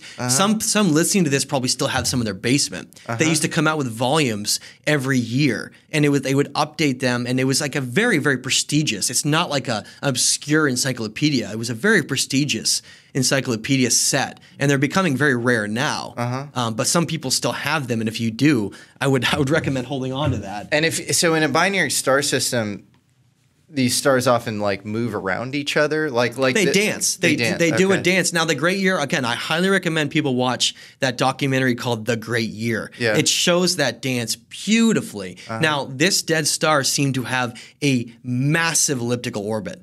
I mean, we're talking an elliptical orbit so big that we never can observe it, ever. We can never see it. Are there any big proponents of this theory now that like have tons of data behind it? Very strange that all I've seen is Caltech investigating this planet, but there's been, from what I gather, very little on anything else. And that's why I wanted to preserve that image on my website, so that something like that couldn't die, because it looked like it was being like completely scrubbed. And I'm telling you, the weirdest thing about it is, you saw that diagram, right? It showed the weird thing is that article, even in the encyclopedia, says nothing. Why would you include a diagram that has information that would completely blow up all of science itself and not say anything? To me, the only thing that makes sense, there's only one thing, is that somebody wanted to keep that in there, but they weren't allowed to say anything. Well, how else does that make any sense? I mean, that would be an entire article itself, Who are these two right? astronomers again? Thomas Van Flandern and Robert Harrington. Yeah. They were the ones who spearheaded looking into this planet, and I believe even the binary star. They both died of throat cancer. And they both died of throat cancer. At what years did they die of throat cancer? I don't remember off my head. They died in the 90s, though. Okay.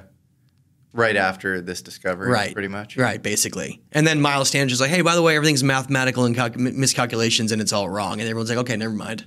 Oh, man, that's so crazy. Isn't that wild? Yeah. And so in my last book, The Stage of Time, I mentioned in there that they're sort of like unsung heroes that are forgotten and that I think deserve to be remembered. Were they trying to get this out as they're being kind of marginalized? I believe and Miles Standish.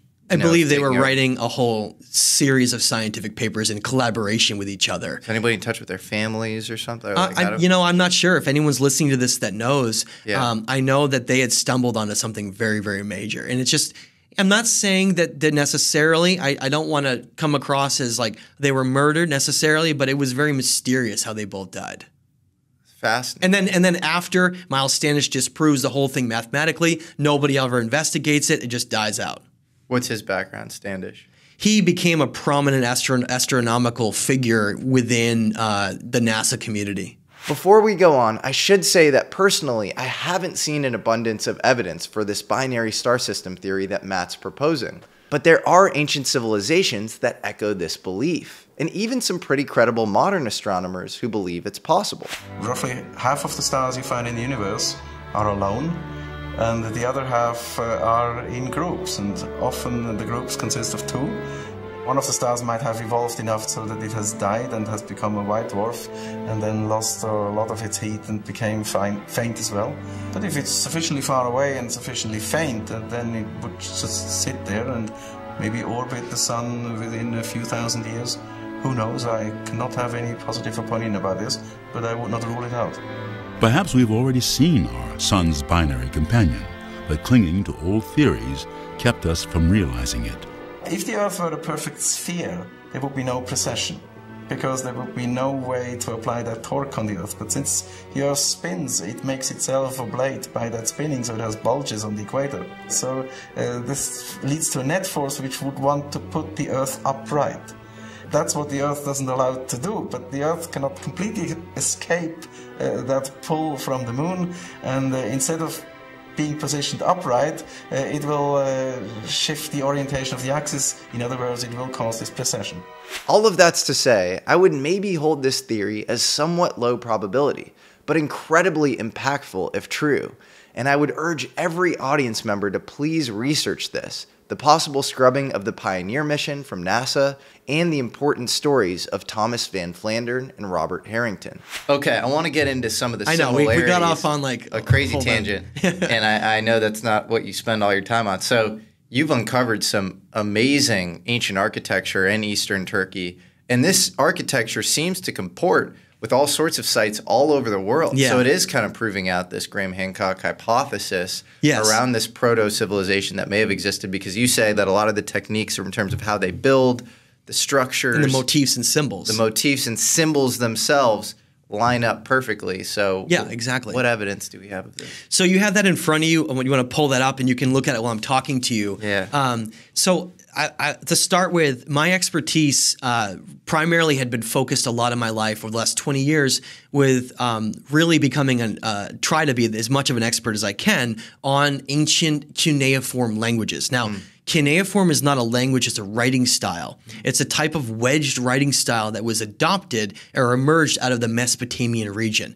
So if we think of languages, like Sumerian is the first language that we know ever existed on Earth, right? It's a type of cuneiform language. And that survived because they etched in these symbols into clay and stone, which can last enormous amounts of time, thousands of years, in comparison to paper, which only lasts 500 to 1,000 years. It's a much more efficient way to record information. Now, when I was studying the ancient Sumerian civilization, who, by the way, invented nearly everything. They invented astronomy, animal husbandry, agriculture, mathematics. They were the ones who first came up with like trigonometry and understanding the solar system. Oh, yeah. It came out of Babylon, but Babylon got it from Sumer. That's where, if you saw that recent... What's your line between, because I know people talk about just the Fertile Crescent being the cradle of civilization, but what's your line between Sumer and Babylon? Babylon had what was called an old kingdom and a new kingdom. So it looks like there was even an older part of Babylon as well. I want to point out that most ancient places in the world, if they weren't buried under some pile of debris or something like that, they were rebuilt upon. Because it seems like the predecessors that came always knew there was something sacred and special about them. And that was something we see all over the world, which is why so much confusion exists in the archaeological world for who originally built them. And that came out of that region. Now, I was particularly interested in the Sumerians because the Sumerians had all these mysterious designs, which, by the way, their ziggurats look exactly like that step pyramid design. Okay, it's basically the same design. I thought ziggurats had 7 levels. Well, the step pyramids can have more than 3 levels. Some of them can have 7. It's based on that step design, though. Okay, now we see those 7 levels in things like Madain Saleh in Saudi Arabia, which I showed you images from that as well. But the original teaching seems to have come out of this concept of these 3 levels, and I can talk about that concept of 3 as we go forward. However, so when I was studying the ancient Sumerian stories, one of the things I focused on is what was our ancient history? Like, these are the oldest writings ever written. They have these incredible stories in these cuneiform tablets, okay? Things like the Atrahasis, the Enuma Elish. I'm sure you've heard of the Epic of Gilgamesh. Of course. And all these stories, many, many more, right? Eridu Genesis, Myth of Madapa, Legend of Etana. But they all have these like nuggets of truth within them. Now, a lot of archaeologists would tell you that those were just based on myths. And you even find out that a lot of the Christian stories, like the Deluge and the Noah story, is nothing to do with original Christianity. It was adopted from these ancient Sumerian stories. And you can see the comparisons, right? If you read the Epic of Gilgamesh, the Atrahasis, and then you compare the flood story, it's like literally almost identical to Genesis. It's clearly it came from that, okay? Now, if you want to get to the core of something, you need to go back to the earliest form of it if you want to understand that story. Now, I became pretty obsessed with understanding who the best translators in the world, what the forgeries were, the false stuff, right, Well, which exists too. Real quick, what gives you confidence that the Epic of Gilgamesh was actually the inspiration for the story of Noah and the Ark and the flood? Well, because the Epic of Gilgamesh contains the original flood story, but it's from Gilgamesh, who is from a later time period. He's from this second iteration that emerged out of that region, not the original Sumerians, but he's from a civilization that emerged out of the Ur. They call them like the Ur civilization or Ur the Second. It's an area that he was basically a king or a tyrant, the king of the city of Ur, okay? Ur and Uruk in that area. Now, he writes from an earlier time period because in the Epic of Gilgamesh, he's trying to find the secrets of immortality by going to find a very specific character. And this is what I traced and tracked across all of these texts, but not coming from the lens of like hearsay. I found the best translators in the world who had translated them, such as George Smith in 1875, and then Stephanie Dalley, and then others who have come along like Samuel Kramer, who are the best Assyriologists in the world. Assyriologist is a term that is a blanket term that includes Sumerian, though. They just call themselves Assyriologists. Because George Smith was like the first person to He was the translate first. erotic. He was the one who cracked the Sumerian code. Now, to give people some understanding, we had this time period of not knowing at all what these texts said. Okay, so Sumerian is what's called a language isolate. It doesn't share an alphabet or similarities, many similarities, very, very small similarities with any language on the earth. It's basically like an alien language.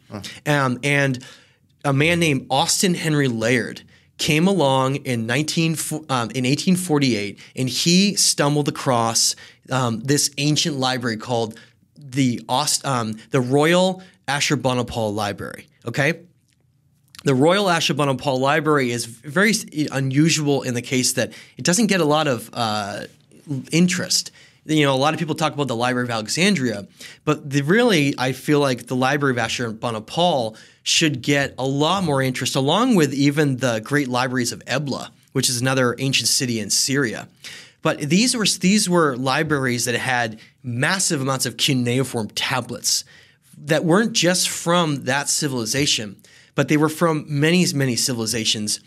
Ashurbanipal was a very, very powerful king, but he was also a priest, and he existed during what we think of as the Assyrian time period. Okay, so he was an Assyrian king, but there were earlier time periods before him. There was an Akkadian time period, then there was a Sumerian time period. So if we were going to look at it in like a timeline, there was the emergence of a Sumerian civilization, then an Akkadian, then an Assyrian, and a Babylonian, right? So we have this time period that is around 4,000 to 6,000 years old. And in that time period, Ashurbanipal comes into power, and he's like, these stories are incredible. They're connected to my ancestors, Sennacherib and my father, Tigris, and all these other guys, and I want to understand like the most important stories of mankind, right? He recognizes that they are, bar none, the most important stories, and I agree with him. And so what he did is he amassed these armies, thousands of people, and he goes out to every part of Mesopotamia, to every ancient city, gathers all the tablets, all together. He brings them back, creates the greatest library ever known to man, called the Royal Ashurbanipal Library. So in 1848, 1849, Austin Henry Layard is excavating the ancient city of Nineveh in what today is Mosul, Iraq. And they're digging down, and they find like those huge Lamassu statues and everything. And they find, which by the way are 40 tons each, they find this royal library with thousands and thousands of cuneiform tablets, specifically 40,000 to be exact. Okay? Now, they're not all like the same level of importance. Some are like talking about laws and governing and like shekels and bushel, how much a bushel of wheat would cost, and because agriculture was their basis of currency. By the way, that was where currency came from. The first currency on earth came from the Sumerians, and it was called a shekel. It was based on a bushel of wheat because they were an agricultural civilization who had actually were the founders who created civilization itself. So Austin Henry Layard finds this library, okay? Finds thousands of tablets, including the Epic of Gilgamesh. And he finds like the Sumerian king list, and he finds Atrahasis, all these things, but they had no idea how to read it because the Sumerian language had died out over 1,000 years before. Imagine 1,000 years going by where nobody remembers how to read something, okay? And so they have no idea what it says. Here comes George Smith. George Smith gets a hold of these. He brings it back to the British Museum. He spends the next 10 years studying them, trying to understand how to read this language. George Smith is a hero. He's one of the greatest unsung heroes of history that the world does not know. George Smith ends up doing something brilliant. He realizes that he's never going to crack the Sumerian code on its own. So what he does is he backtracks. He goes to the only known language that has even somewhat similarities in its way, and that's Assyrian and Akkadian cuneiform. So he goes back to those stories, and he basically takes and understands some of the similarities with things like the Akur, which means mountain house and other things, and he backtracks and he figures out he cracks the Sumerian code essentially. And it's described that when he cracked the first set of tablets he ever cracked was actually the Epic of Gilgamesh, which brings us full circle back to where we started. Anyway, he figures that out, and he starts reading, and you get these fantastic stories, right, of massive floods and ancient kings who ruled for enormous amounts of time, and disasters that wiped out a previous age, and then there's another emergence of civilization that comes after. All these stories. Now, when archaeologists, and that, by the way, was like 1875, when archaeologists get a hold of this, they are like, there's no way that these things were real. Not only did they believe that the stories were just allegories, because there's allegorical nature of them, right? Gilgamesh is talking about fighting the bull of, right, the bull of Taurus and everything. Those are metaphysical journeys that have astrological connections. Okay, agreed, of course. But then it mentions that Gilgamesh is a king of the city of Uruk. You're like, wait a minute, Uruk was found; it's a real city, and other things, and the part that I come in is in studying these and finding the best versions possible, and then saying, well, what aspects of truth and aspects of literalism are in here, and can they help us piece together our ancient past? And that's where this whole story of connecting to Eastern Turkey came from. Because as I'm studying all the tablets and then cross-referencing, saying, like, look, Etana, the legend of Etana, it describes that he emerges after the Great Deluge and builds the first city called Kish. That's after this great time period of when the original 5 cities were built. When's the legend of Etana? The legend of Etana is like, say, 4,000 years ago, 3,500 years ago, Okay. right? And then what specifically, but why are you high conviction that the Noah thing is connected? Okay, Yeah. so let me get to that. Yeah. So in that, there's these moments where they have distinctions of events occurring and things happening, okay? Gilgamesh was not part of the Sumerian time period. Again, he's from the Uruk-Uru time period.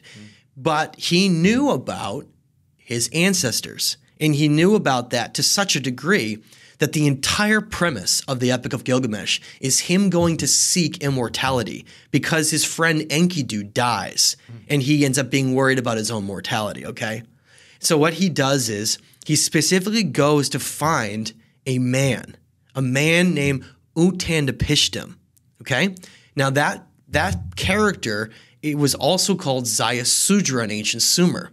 You find out that he's the original hero, what's called the Atrahasis. He's where the whole Noah story came from. You can cross-reference those stories. They're nearly identical. And it's not just one. It's you have the legend of Itsubar, you have the myth of Adapa, you have Eridu Genesis, you have the Sumerian King List, you have Atrahasis and Epic of Gilgamesh that all mention the same flood, the same characters, and the same cities. Okay? Now That's amazing. oh, and that's where I funneled into this, and I became the Epic of Gilgamesh is the first. The first one was translated, not the oldest tablet. Not the oldest tablet. Yeah, it was the first translated. But the reason why it's so important is that for a great deal of time, for the last 120, 130 years, archaeologists have been under this impression that the cities mentioned, the very early cities mentioned, were a myth. Okay? Weren't real. Something like Troy, right? Troy was considered a myth. That the Greeks never fought Troy and that it was just an allegorical story, kind of like the whole Plato thing. And yet in the 1870s, 1871, they find Troy. Von Schliemann. Yeah, I love these stories because it's like, we take everything as allegory and myth and whatever, but it's just painting over our modern kind of ideas with the past with that sort of myopic brush. Exactly. And you don't need to be an expert. Sort of defends that, and then like the kind of amateur can stumble into the actual truth actually, which is a beautiful thing. And that's I became obsessed with these tablets. Every single one I could read, every version, because there was different versions of them. For instance, the Babylonians wrote a version of the Enuma Elish that the original Sumerians and Akkadians had written. And there was slight deviations in the story based on the greatness of Marduk, who was the patron god of Babylon, versus Enki, who was the patron god of Eridu. But you can weave those out by saying, oh, I know this is the earlier version, so I can understand how this got a little bit altered, right? So that's what I do. I've been doing that for 20 years. So in my investigations, I found that the original city of Eridu is described as the first city ever created on Earth. Literally the first city created. Well, late 1800s, they find Eridu. Okay? Very mysteriously, there's a ziggurat that's an entire mountain of Eridu that has this city below it, right? They usually had a temple with a city below it. What modern day country is Eridu in? It's in Iraq. Okay. So it's in the whole war-torn region that I can't get to, and I have a whole campaign on my website. What part of Iraq? It's near the confluence of the Euphrates and Tigris rivers in southern Iraq. Okay. West of Baghdad. Okay. So in the late 1800s, they find Eridu, and they only excavate the main part of the city. They find tablets and everything. They bring them to the British Museum. They never excavate the Eridu ziggurat. And I ended up, just to give a little sidebar, I ended up going on this campaign that's on my website called the Campaign to Save Eridu, because I ended up finding all these photographs over the last 10 years of locals going in and just pillaging the site. And literally there's tablets sticking out of the ground. And they're just like selling them on the black market. And the whole site has no fences, nothing protecting it. And it's like it was abandoned. Is that still the case now? Yeah, it is. It's just completely, oh, God. It's very, very sad. And they end up going in during World War II in 1940s. And your belief is that's the first city in recorded history? Ever. Which was considered a myth before not ever, because you think there was maybe a civilization prior. Well, no, this is the thing, is that I'm believing that Sumer was not when we're told. Okay. Is that what we think of as the time period of Sumer is actually a far later time period of the Assyrians and Akkadians. Okay. Not the same time period at all. So how old do you think Sumer was? I think the ancient Sumerians are well over 12,000 years ago, which is why they essentially invented everything. So when do you think? Or is it just impossible to say?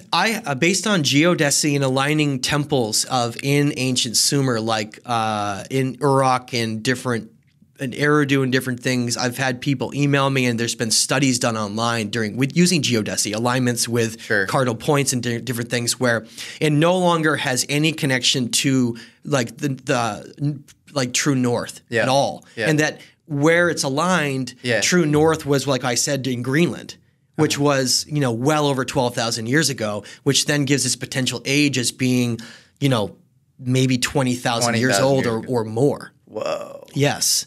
And that's why do we have anything beyond? Because I know the critics are going to say you need more than astronomical alignment. Oh, of course.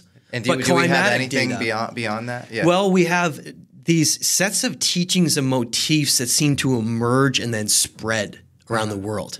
Like core knowledge that's very important about us and the solar system and different things. And that's one of the things we can use. But again, there's more evidence we'll get into in a minute. We'll put a pause on that for a second, okay? Yeah. Now, they find Eridu, and it's like all of a sudden it's not a myth anymore, and that's pretty mysterious and not super cool in the whole understanding of ancient history. And it was a very, very sad story with Eridu, and it's how it was abandoned, and the ziggurat was like literally never excavated. Now, and I got a chance to go to the Penn Museum this past year and see a lot of those artifacts from Eridu in their original form, and I'm writing a book right now on this whole Turkey connection with Sumer. I'm in the middle of it called The Missing Key of History, The Lost Era Civilization. I have the whole connection back between that. So they ended up not excavating the ziggurat at all, and it was a very sad story, as I had mentioned, where they sort of move forward and they come back previously during World War II, and they're shown like walking around Eridu, and we have – if you just go on Wikipedia and you look up Eridu, you can see – excuse me. Hold on a second. Yeah, no worries.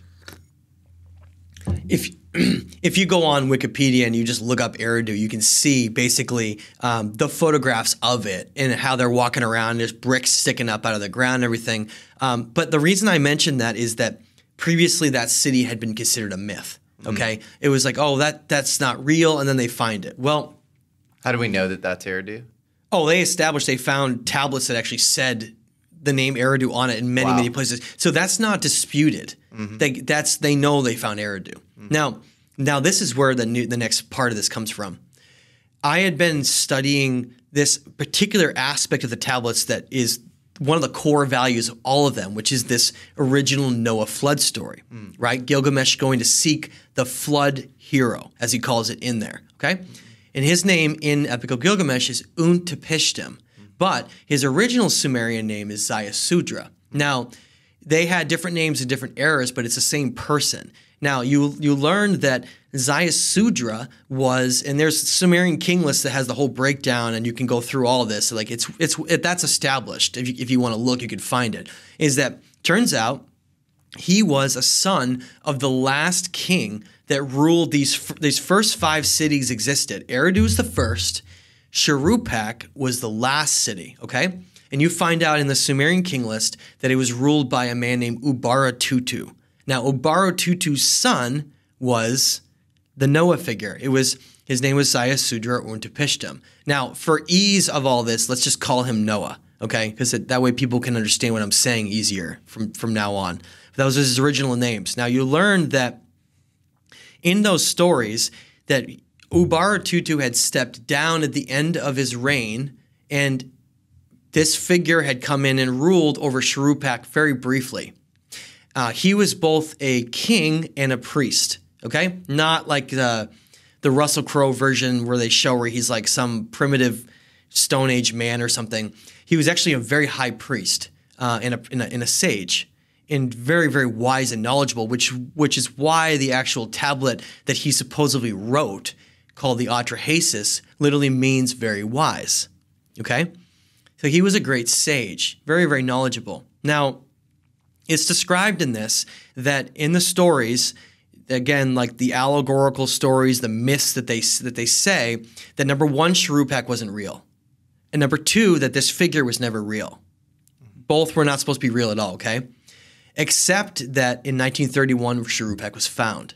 Now, before I go into that story, I will start by saying that this figure, in the stories and all the tablets, it discusses how this Noah figure, this sage, Ziusudra, he ends up learning that there's this great deluge coming that's going to wipe everything out. He was warned, through this various means that, and you can get into the tablets how they were supposedly, there was a pact where they weren't supposed to warn humanity. Where Ziusudra was warned, and in the story, he is just told to build this massive cedar craft boat. It's very, very explicit details on how long the planks should be and how it should be sealed with what's called bitumen. Now, bitumen is something we use in construction even today. It's a type of epoxy-like type of adhesive that's very, very, very strong.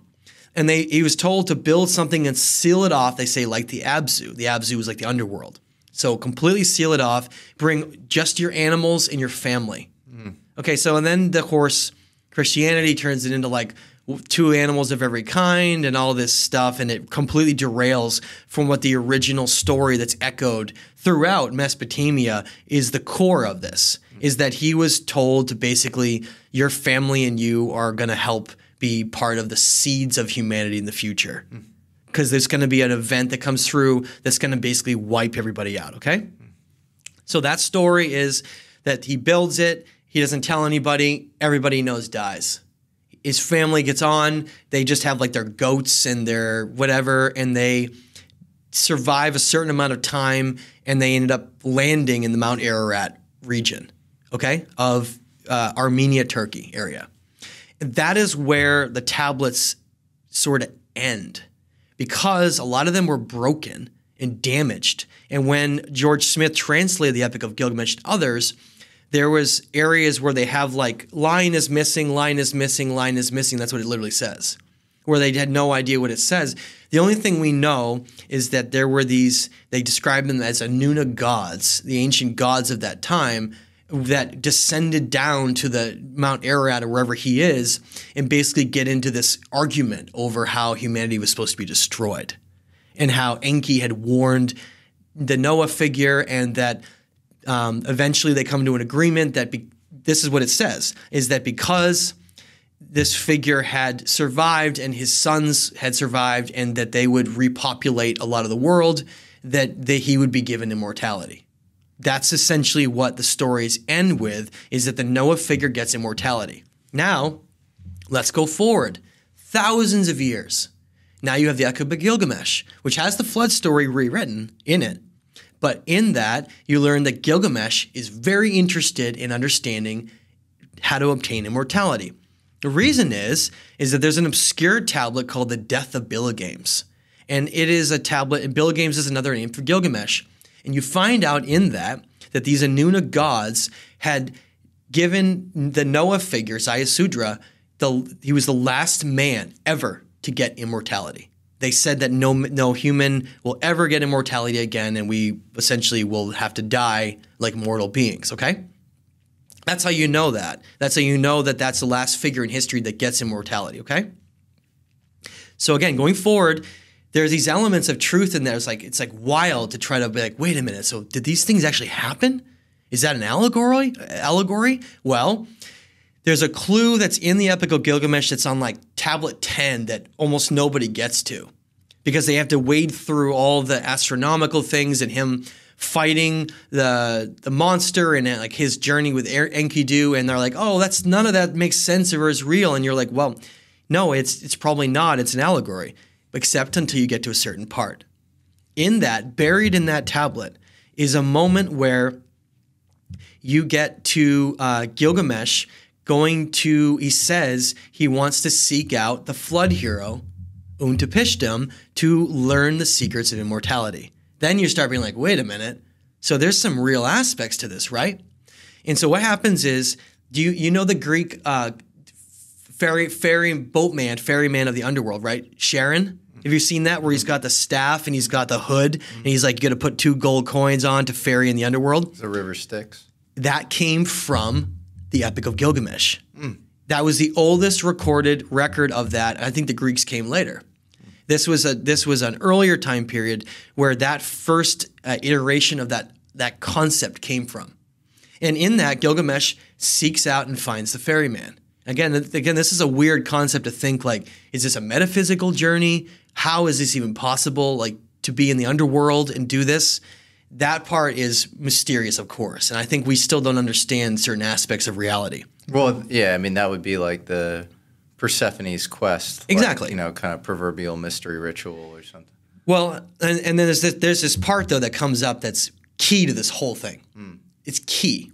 And in that, Gilgamesh goes to Charon and gets on the boat, and he pays him and he ferries him into the underworld, because it turns out no being can be immortal and live in a mortal world. In a material world, all organic matter breaks down. And so the only way that Untapishtim, the Noah figure, the only way he could ever be immortal is to live in the underworld. Okay? So that's essentially where that comes from, and the idea of Ishtar's descent in the underworld and all those ancient Sumerian stories. Now, so Gilgamesh travels in the underworld to go and find Zayasudra. And he finds him on this like island, it describes.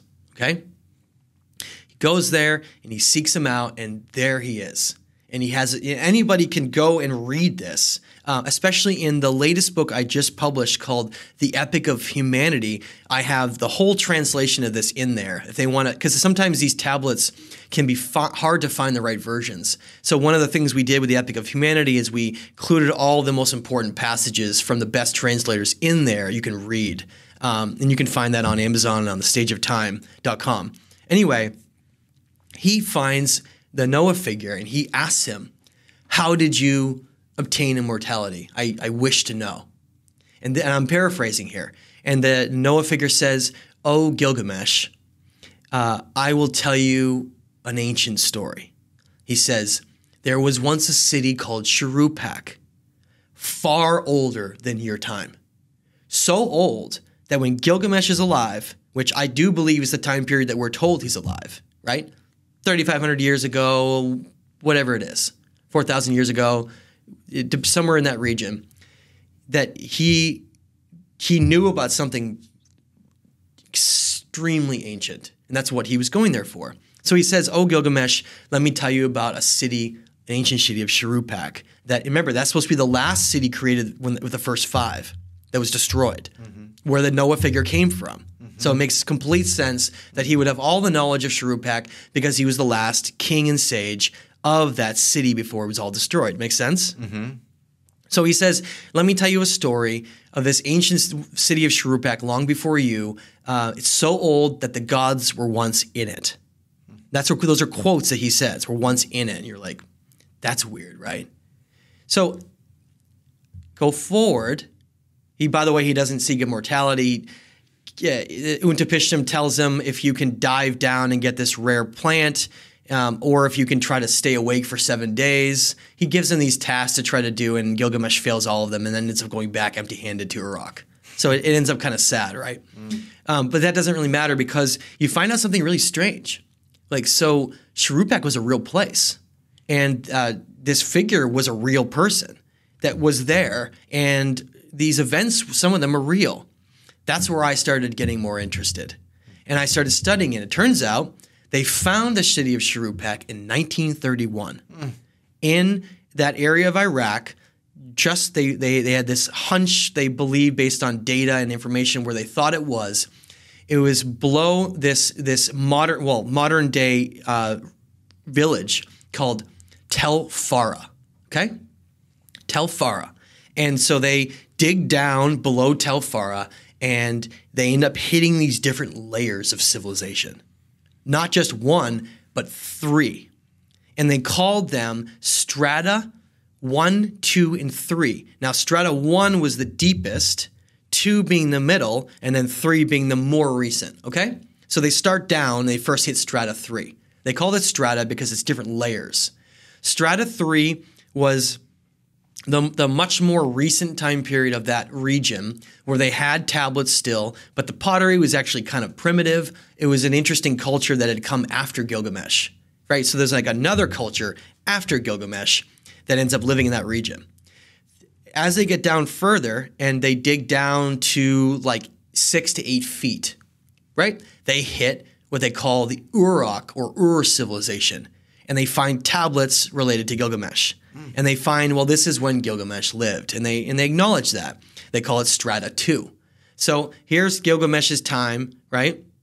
They're writing all the tablets. They're writing about the floods and all these different events. So that's 3,500 to 4,000 Exactly. years ago. Now, if you were a civilization writing about a previous event, it would make sense that the people that had the event occur to them would not be the ones writing about it, right? Because they'd be gone. Yeah, of course. So it would be like stories and things that would be woven down, and then you would write their stories, right? How old is Tier 3? Well, so this is what's wild.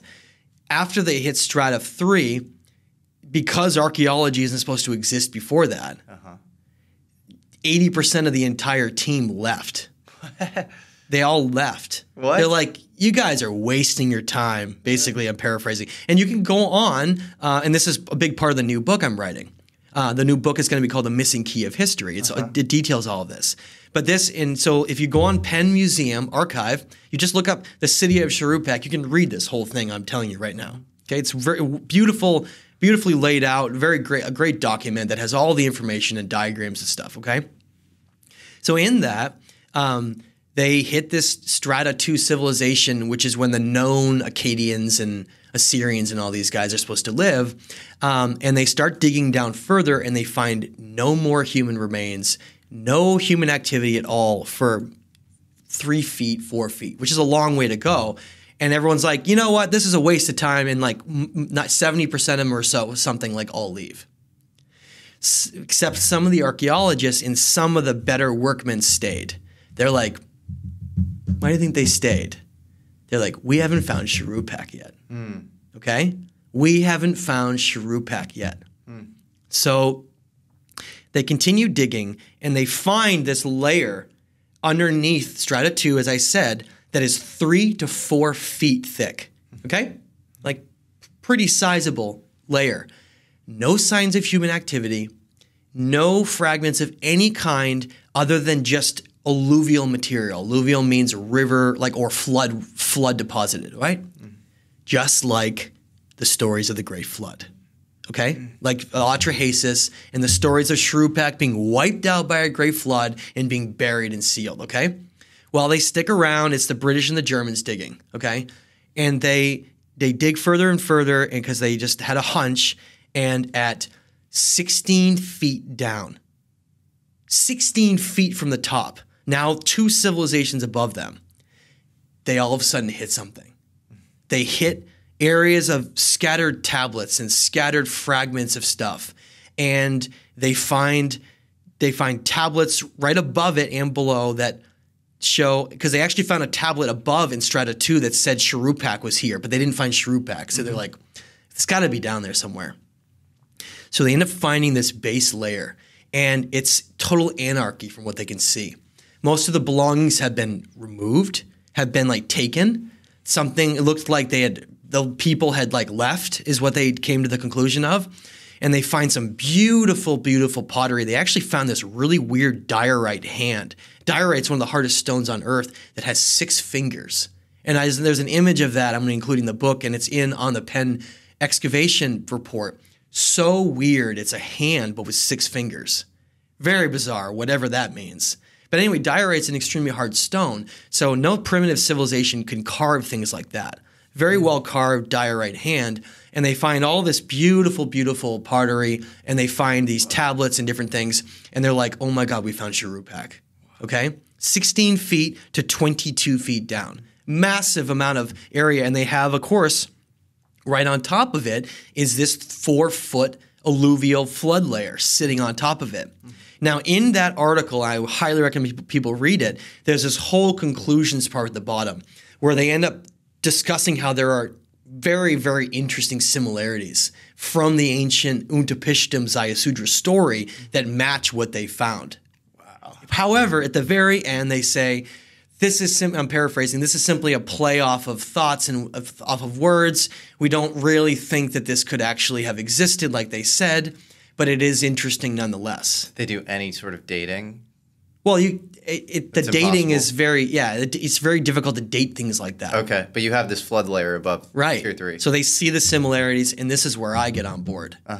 I find that article, study the hell out of it, realize, okay, this might be like real evidence to prove that these things really happened, and that this is actual archaeologists saying and pointing towards something mysterious.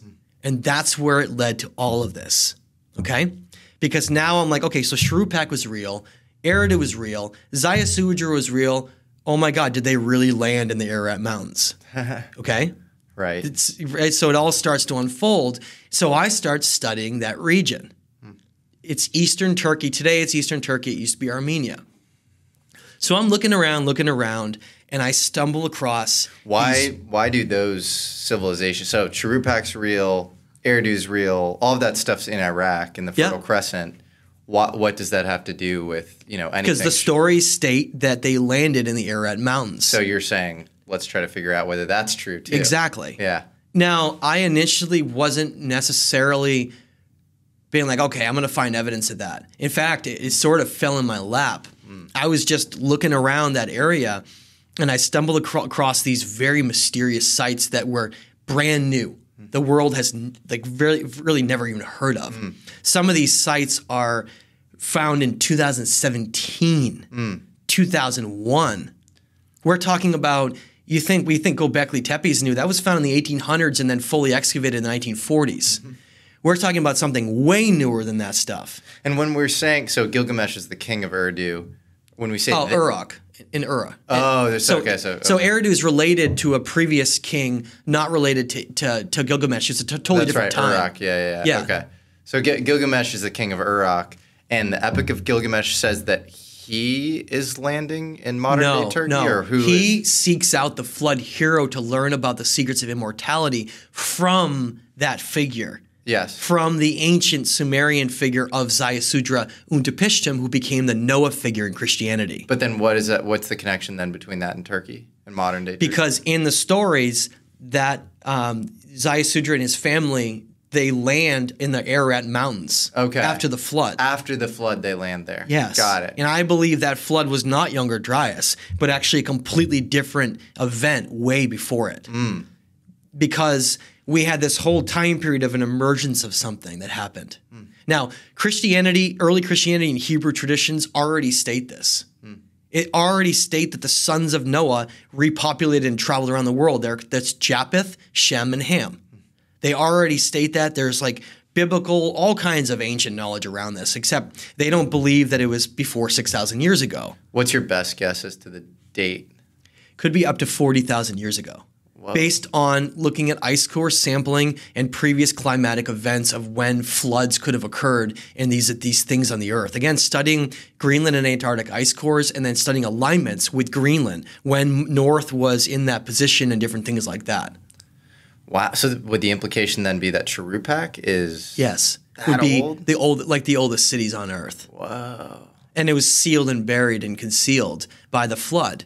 And then other civilizations ended up building right on top of it. But there was so much flood debris and material that they never even reached it. It was sealed off. We've got to get these dating techniques better. It's so frustrating when you find all this stuff, and then it is above a flood. It's below a flood layer. So that should be some decent evidence that this stuff is older than. Well, archaeologists say that it was a local river event of flooding because the Euphrates is prone to some flooding events. However, in pictures of Eridu, I was able to identify ocean shells that are still on the Ziggurat summit that would have been more inclined to have a Persian Gulf flood from the ocean and maybe even the Black Sea that engulfed that entire region. That's wild.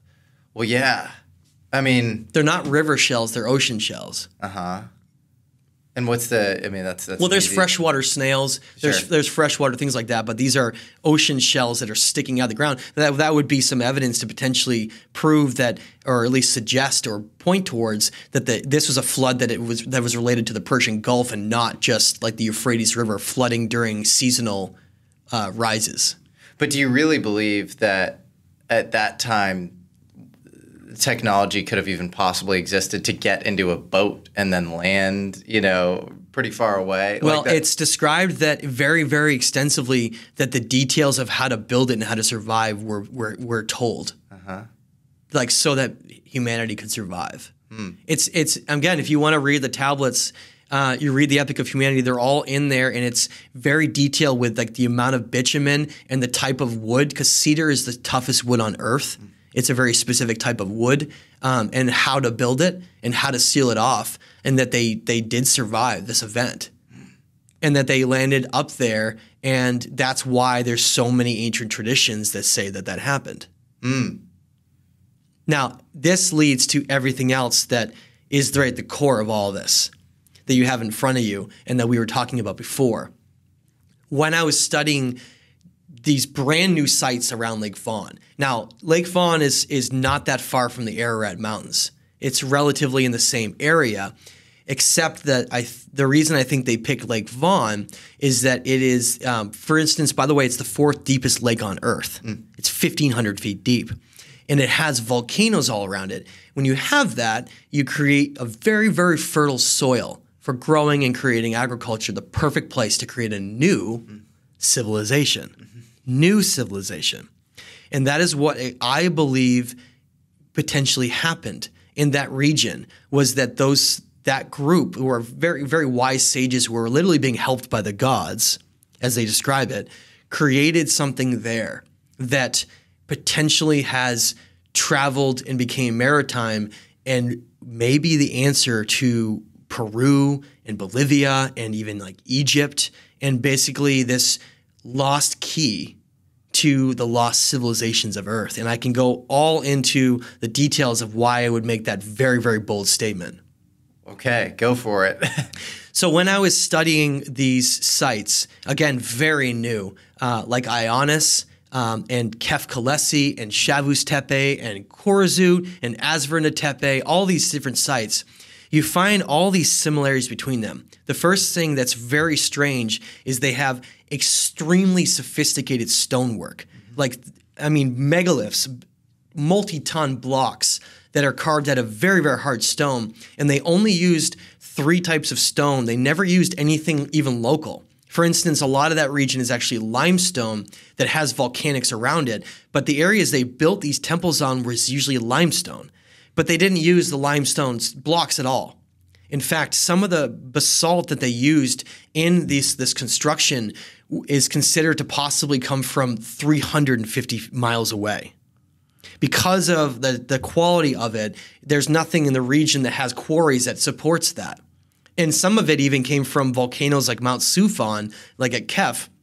But again, we're talking about a civilization that mimics like what we're seeing in Egypt, with this idea of a lost civilization before the dynastic Egyptians that had gone to great lengths to create massive things with stones that they didn't care where they came from, but there was energetic reasons that they were very important to them, where they would go and obtain them to build these things, and then they seemingly were wiped out, and then another culture came later. Now, that dynastic equivalent of Egyptians would be what I believe are called the Urartians. The Urartians in this region, 2800 BC, right? About 3,000 years ago.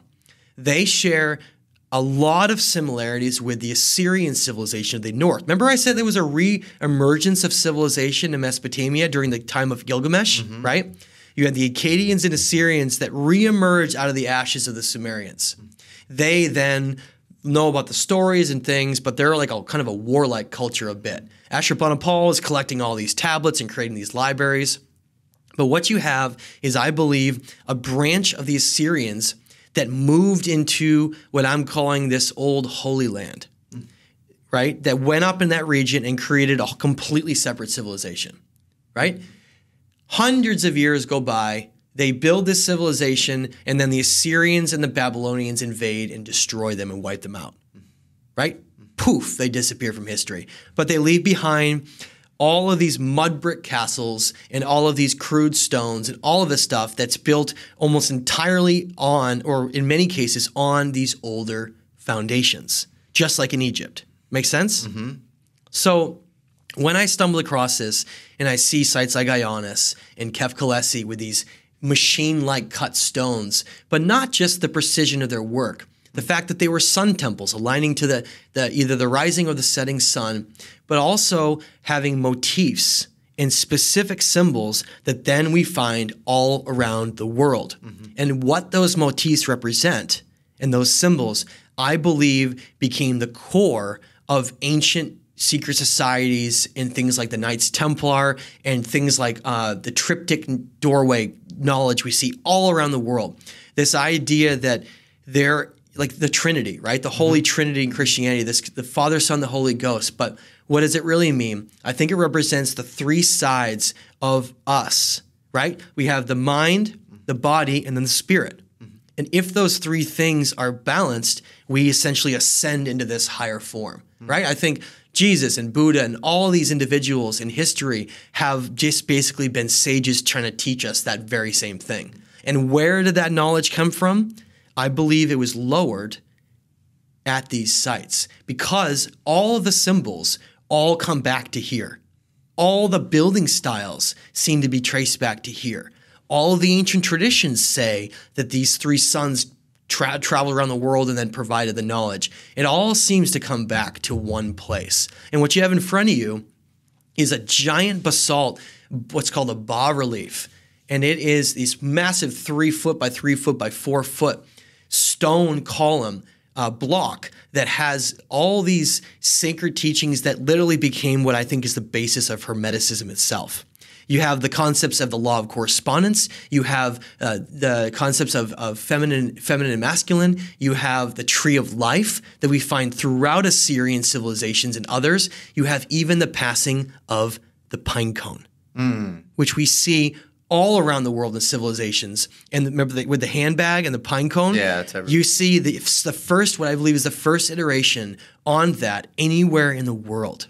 Wow. And not only that, but the original sun cross that became the Knights Templar cross.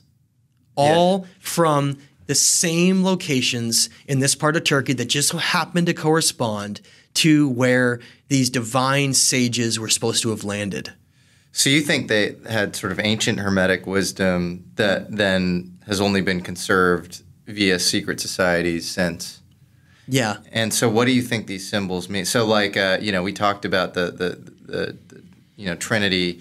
What about the cross? Well, the sun cross represents what I believe is this balance of all harmonic things, everything. And I think it goes back to this idea of source or God, the balance of all things, right? And that's why the cross became such an integral part of Christianity, but not that cross.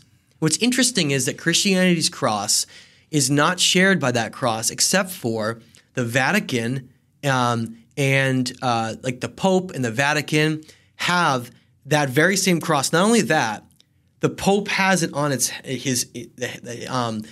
on its cloak, and in front of the Vatican is a giant pine cone. Yeah, I've seen it. Okay, It's amazing. very same symbols that come from this region. Yeah. And that's why I believe, for instance, these sites were visited by Xerxes, Alexander the Great, and many, many other great people throughout history. Xerxes is Persian, Alexander the Great's Roman. It's like they're all going back to somewhere. You think they're trying to find something special at this site? Exactly. What do you think they're looking for? I think they're looking for the holy knowledge of, you ready for this? Take that other one on, the big one underneath there. Yeah.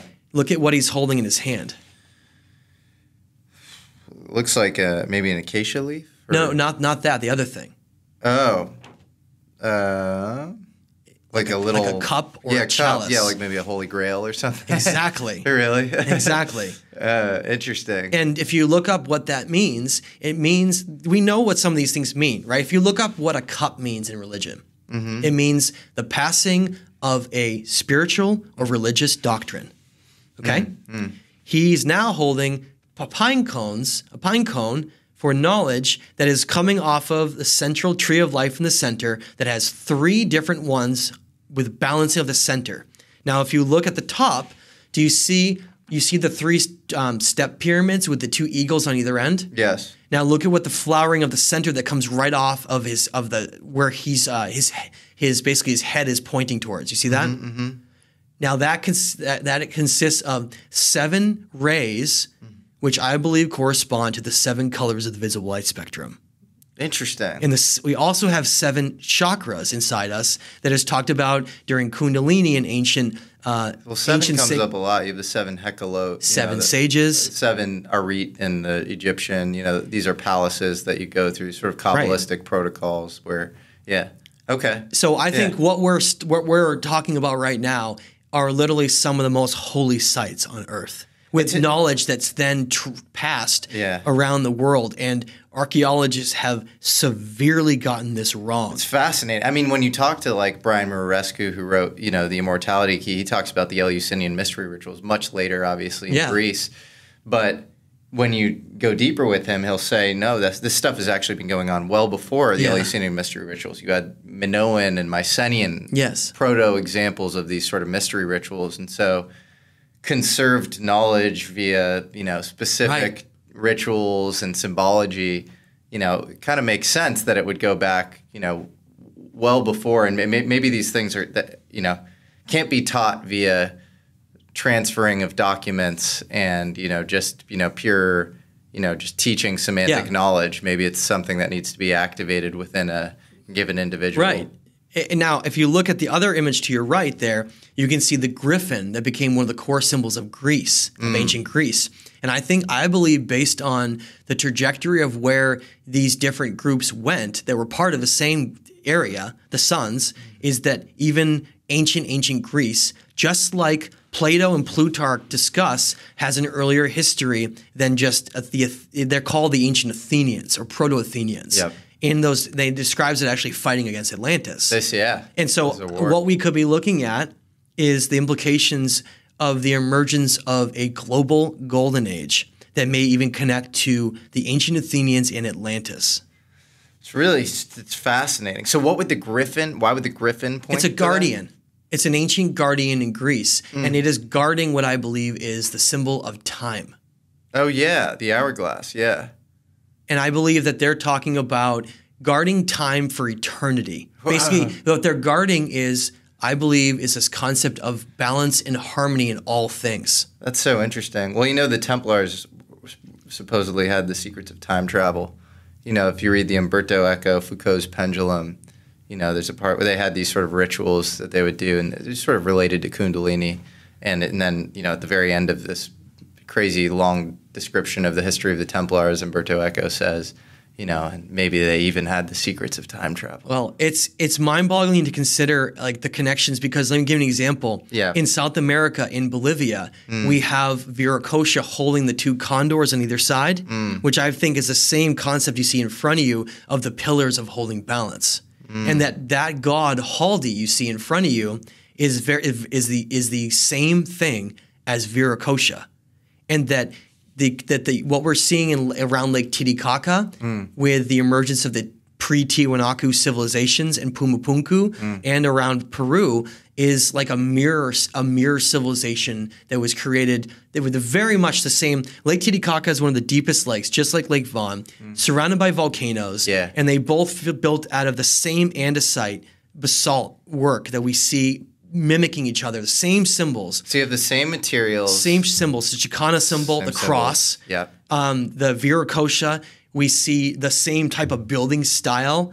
I show pictures from Kev Where Kalesi. is that? That's in Peru? Yeah. How many sites do we have like this that we can correspond as far as symbology, materials, structures? I'm tracing them all around the world, potentially even to Egypt. How many? At least half a dozen. For instance, that step pyramid design, I've also seen it in Angkor Thom in Cambodia. And in other places. Do we have any sense of how old Angkor Thom is? That's another thing. It's another mysterious site where we had from. other cultures that adopted it later on, and then it kind of just disappeared into history. But the point is that we may be looking older than Angkor Wat, though. Like they're part of the same complex. Because Angkor Wat, I was just looking it up, and it was like past 1000 AD, and I was like, that doesn't make sense to me. It's got to be older. They have no way to date things like that. Right, just because someone comes along and writes something into something else, it doesn't date it. Now, I'll give you an example. Now, archaeologists believe that that all of these ruins, all of these artifacts, all these symbols came from the Urartians because the Urartians wrote cuneiform into some of the temples. Just little spots here and there, like King Manoah or Rusa II built this, and that's what their basis for it being the Urartians, except the Urartians had none of the same incorporation of these motifs into their artwork was quite primitive. They built on top of all the base stonework with mud brick, and then they crewed stonework. None of the teachings were part of any of their culture at all, and furthermore, they didn't seem to have any kind of respect for any of these ancient teachings. They actually turned some of these gods into war gods. And it makes sense if you're during a time of war that you're going to use them in very different ways than they were before. Now, my theory behind that is that this civilization left no writings. Like, for instance, in the Great Pyramid of Giza, there are no writings anywhere, okay? A lot of these ancient sites, like, give an example too, like if you go to Pumapunku, there's no writings anywhere. That's interesting, because you would, if it were really from, what we consider one of the ancient Egyptian kingdoms, you would expect more hieroglyphics. Except that the hieroglyphics were maybe all come from the dynastic Egyptians. That's what I'm saying. Yeah. So maybe this civilization. Yeah. That's just another point. You know that what this their stuff language was? What was their language? Symbolism. Yeah. Wow. And that their literal way of passing knowledge, why would you do that? Let me tell you why you would do that. Manly P. Hall discusses in his amazing work that the ancients' language was symbolism because that way it couldn't be misinterpreted by those who were not adepts and sages. You need the ears to hear or the eyes to see. Well, you're just not going to understand what you're looking at. Yeah. If you're not a sage that has any kind of knowledge of it, it literally won't make any sense to you. This is true of all secret society, Freemasonry or, anything. And so I believe that their language may have been symbolism, and these motifs represent divine knowledge that is at the very heart of two things. One, an understanding that we're part of this balance and harmony of the earth and that everything is connected. Okay? That's one. And that those things are actually maintained.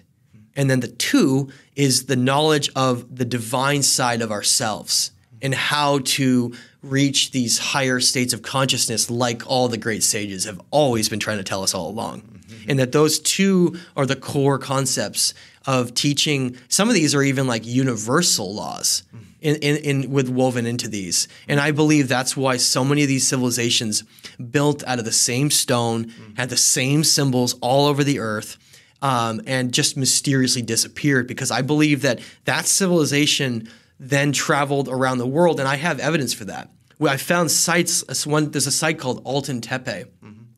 You ready for this? 425 miles away from the other sites. Enormous distance that has the same symbols, same temple design, all of it's the same, and it shows this migratory route that they were making, and it heads right towards the Mediterranean and the Black Sea. I believe that civilization became maritime, and then influenced the pre-Greeks, influenced the Egyptians, influenced the ancient Peru and Bolivia, and maybe even other places like Cambodia and India. Do you think this is what we call Atlantis? I would say that it's what we're looking for the lost civilizations. Why can't you, the more conservative thing would be to say this is just one of these like proto examples of the mystery rituals, and we don't know, and the mystery rituals themselves are conserved all over the world. And that's pretty fascinating, but we don't know exactly what civilization it came from. The problem is, though, that any civilizations that are credited with this time period are considered Iron or Bronze Age, okay? Iron or Bronze Age means that you only have tools made out of iron and bronze in your capabilities. Right. Iron Age is the one that they credited the Urartians. Now, Iron Age tools... Bronze Age is like 1000 BC-ish? That came after Iron Age. Now, if you have Iron Age tools... How can you ever manipulate, first of all, move stones hundreds of miles? Okay, let's just start there. If you were an Iron Age civilization, first of all, how could you move gigantic blocks? Why would you even do that? When you have local stone right in front of you that's like limestone or something softer, why on earth would you ever go to those lengths to go and get those stones? First, if you're a primitive culture, how would you even do it? So I agree. I agree with you that the conventional narrative is off. It has to be. It makes no sense, does it? It makes no sense. And then drawing conclusions from this. So it's like, okay, so we have like 6 or so sites. Turn that over for a minute. World. Turn that over, flip it around. Now, no, flip the other way around. Yep. Now, you see the base stone? That's the darker, like the stone you can see in the bottom? I do, That's the foundation of Ionis, okay, you're looking at. Now, that is built out of andesite, one of the hardest stones on Earth. Same type of stone we see all the way across the world in Tiwanaku, Pumapunku, okay? Wow. Now, look on top. That entire mass you see on top is not dirt. It's mud brick.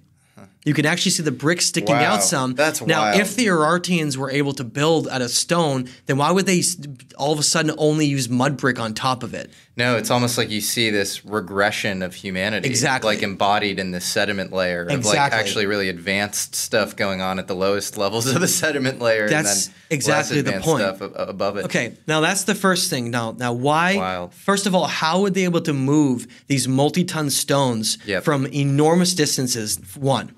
Two, how could they cut them anywhere near what are like laser cuts, right? Right. They look machine cut. Yeah. I have examples from Kefkalesi that have cuts that are so sharp you can still cut your finger on them. And you see the same thing at Pumapunku that are so unbelievably perfect that today we wouldn't be able to do it by hand. We would use a machine to cut those, right? We have no idea how they cut them. Secondly, some of these symbols, turn that around for a second and flip it around. Some of the symbols of the crosses actually go between blocks seamlessly. How would you do that? How would you cut these symbols in utter precision beyond comprehension and never make a mistake and put those in there like that? Now that altar in front of you is made out of golden calcite alabaster, right? And they don't even know where it came from.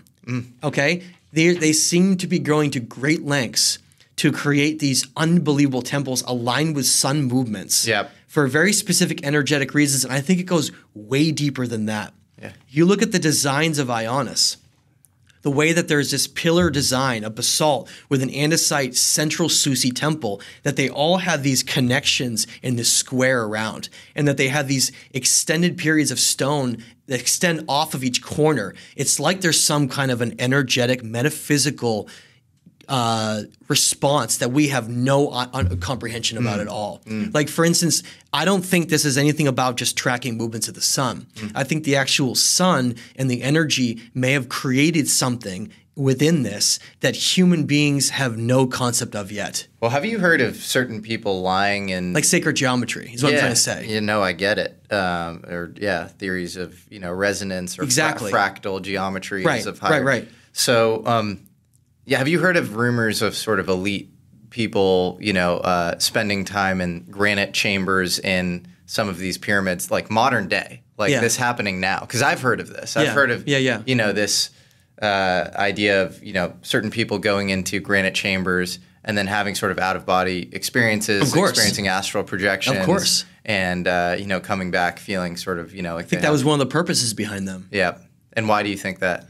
I think that these were temples that were related to like ascension temples, if I want to call them that, okay? Yeah. Ascension temples that were designed around not only human conscious harmonics, okay, frequency and vibration, but also this fusion between, the earth, moon, the sun, and also constellations, and all of those had that concept of the law of correspondence that created a synergy, and that made perhaps humanity forgetting that when we create these beautiful spaces of energy, right?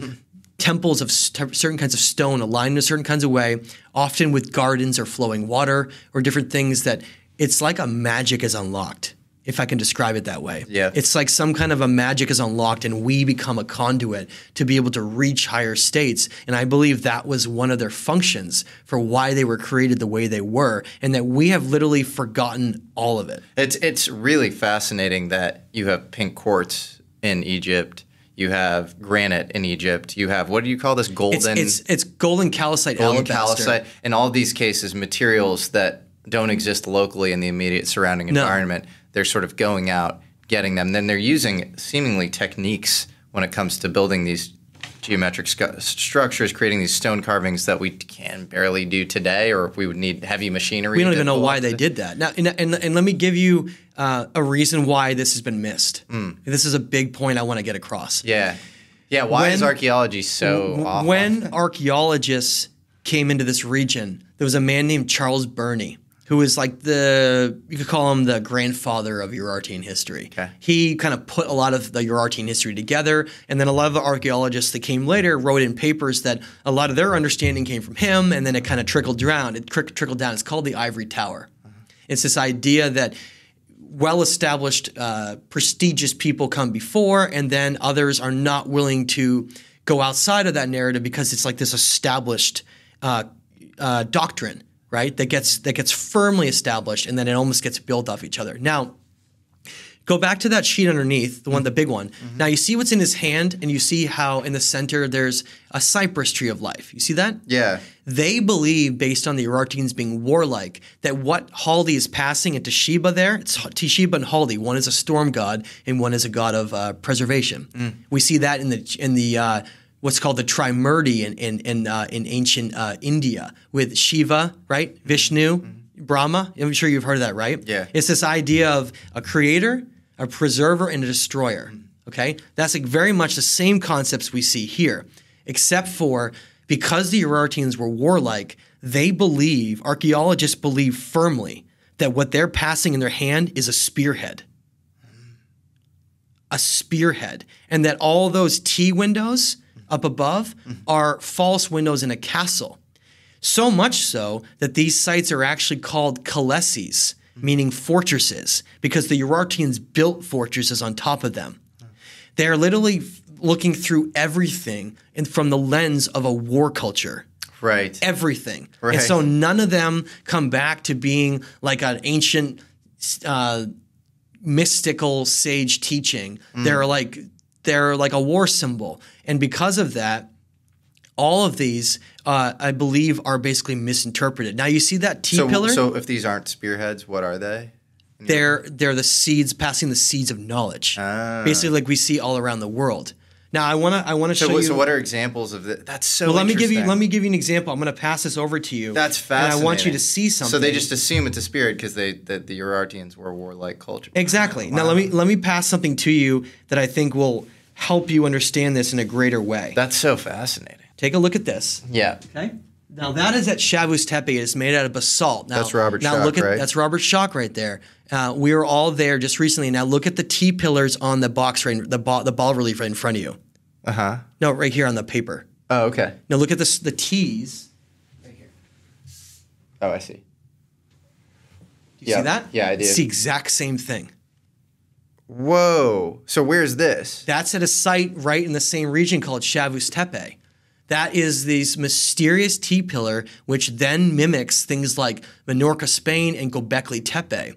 And we see the same T concept in Pumapunku as well. This is crazy, man. So that's everywhere. It's like this ancient teaching that was being passed around, and now they believe that those are false doorways, except they have no hole in the back. They're solid. That weighs right in front of you. That weighs 7 to 10 tons. And there's no basalt local to that area. It makes sense archaeologists would be way off on this because you have like this national pride thing, and you just want to like say that it was like this modern, like or whatever modern thing. You would never want to predate it to some antecedent global civilization. Oh, exactly. That like that's where I come in. Is the proto layer to everything. Like that would suck, right? Especially if you're like the minister of culture for like a specific region. Yeah. You would never want to do that. No. So it makes sense, like incentive wise, why you would like ignore all of this, or you would say, this is a tip of a spear when it's in fact the seeds of knowledge. Like that's really interesting. Now, and now let me show you one more image really quick to compare to that. I think you're going to really like this. Take a look at this one right here. So this is that's from the back of the Sun Gate in Tiwanaku, Bolivia. Yep. And it's the same concept of the 3 doorways. Yep. You see that? Yeah. Now look closely at the left and right side of those doorways. Do you see the T-pillar design? It's got the same top. I do. Oh, I see. Yeah. Perfect. With the 3 levels within it, just the same as the T-pillar. Now watch this. I want to show you one more. Okay. And where is that? That's in Tiwanaku, Bolivia. Bolivia. Jesus, that's so interesting. This is Pumapunku. There's your T. Do all of these have astronomical alignments too? All of them. Now, do you see the T again? This is crazy, man. Do you see the T again? I do, yeah. That's Pumapunku in Bolivia. And whoa. Thousands and thousands of miles Okay, so away. now I think now I'm higher conviction that the astronomical alignments matter. Yeah. Because like if they all lined up at a global specific civilization. time. So when Okay, and then can we get a little more precise about the timing, given the astronomical alignments, or these could be broad ranges? There's broad different periods of times time? when they can align. The one thing I can say is I'm very compelled with the research that's done with geodesy, looking at where the North Pole was in relation to true north. And also where, for instance, I was mentioning these Susi temples, they faced either west or east, but not anymore. They're offset. So for instance, let's say this is east, right? And this is west, right? Instead of being east, they're like that. And instead of being west, they're like that. And so it's like, well, when was the tilt different so that they faced east? And same thing as when did the temples faced true north? Not, when was the North Pole, true north, not where it is now? Right. So those are ways that we can start to understand these in a different way. And I'll make sure we put all those images online so people can see what we were looking at during this. And so the Big Dipper is like 7 stars, right? Is that right? 2, 3. I'd have to add them up. I think it's 7, and I think Polaris is considered. Well, it's one of the stars of the Big Dipper. Yeah, it's the end of the ladle. Yeah, and it's considered, I think, I think Ezekiel's chariots go towards that, the North Star Polaris. Yeah. And so I do think in a lot of these Hermetic traditions, right, like you go towards, the North Star, basically. Well, I think by doing that, again, it's that concept of geodesy. If you align yourselves, could cardinal points of the Earth, both solar and magnetic, you create something. Something special. Does any of this relate to the modern UFO phenomena? I know it's a really weird question. I don't think so. I think I'll throw out that I think a lot of UFOs are based on secret government technology. Yep. And then what percentage do you think any of them are not, or do you think all of them are based on secret government tech? I will tell you that I think the concept of ancient aliens has been a bit skewed. From what I look at with these gods like Haldi, it seems more like some kind of celestial intelligence that is far more powerful than that concept, related more towards a greater concept than someone coming here in a ship. In fact, the nearest star system to us would take 100 light years to get to. It's really light years. If we could travel at the speed of light, it seems to me. I think it would take 80,000 years with chemical combustion. Proxima Centauri. It seems to me that I probably didn't get that number quite right, but it seems to me that we're maybe misinterpreting our way of looking at the influences of these. And I'm not saying it's just man. I don't think that. I think that there's something greater and higher, and I think they're what has been confused with being angels and demons throughout history. Do you think the angels and demons are still with us at all? I don't think they ever leave. I think there's some kind of being bound to this reality, and that's why they seem to show that they're the guardians of balance here. So you think they're guardians coexisting with humanity right now? Yeah, and then we somehow have a connection to them in a way where we are almost like children of that. And that we're growing up to learn our true potential, and that they're like the teachers. Where are the guardians? I believe that we're now supposed to find our way back on our own. Interesting. And that we were given the keys. Do you think these are Yeah. That's why I think all that happened, is that we were given the keys there and that we lost them, and now it's our turn to find our way back. Do you think the guardians are physical beings or non-physical I think beings? they can be physical if they want to, but they seem like they're very, very powerful celestial beings. In Hermeticism, they call them the second mind. Yep. I do think about where humanity could head, and you have two paths, right? Say we have to inflect down or up, and down is we are extremely resource constrained. We go through some Malthusian cycle. We live in this totalitarian world. We're all microchipped. Yeah. We have to, we barely have access to clean water. And then the other future is a ton of resource abundance via, technology or whatever. So I think in both cases, you'd end up in some sort of simulation, because you're going to have the increase of, IT, high fidelity simulations a la VR or whatever, Neuralink, higher bandwidth relationship with computation, that's probably just going to increase. But that's our path. That doesn't mean that was their path. Well, where I think it gets interesting is even if we inflect downwards. So if you inflect downwards, like Ready Player One, you want to opt into the simulation. If you inflect upwards, it's probably through tech that's a dual use. So it's controlled, nuclear fusion creates clean energy for all. Uncontrolled nuclear fusion creates the hydrogen bomb, right? And so like basically like a kid in his bedroom could like blow up the world at some point in the future probably. And so you'd need, if you were a guardian of that civilization, you would need people to be perfectly altruistic. And so maybe you'd give them some sort of simulation test, right? A la like contemplation of virtue to like get outside of their simulation, or cave if you're using the Plato analogy. And so I think there's probably a version of the future in either scenario where we end up in a simulation, and then it's like, why aren't we already in that future? Why aren't we, maybe these are like biological meat suits and we're in a cave right now, and these guys, the guardians, are like literally like outside us, goading us with little symbology here and there, and helping us throughout our lives. But we have to sort of seek the knowledge ourselves. Well, there's this idea that if we can be tricked, then we're not ready. Okay, and I want to get to that idea of these building styles. Why they do all that stuff? Yeah. Why build all that, like these things like this? Why out of those types of stones? Why do that? I think it was a completely the other path that humanity can take.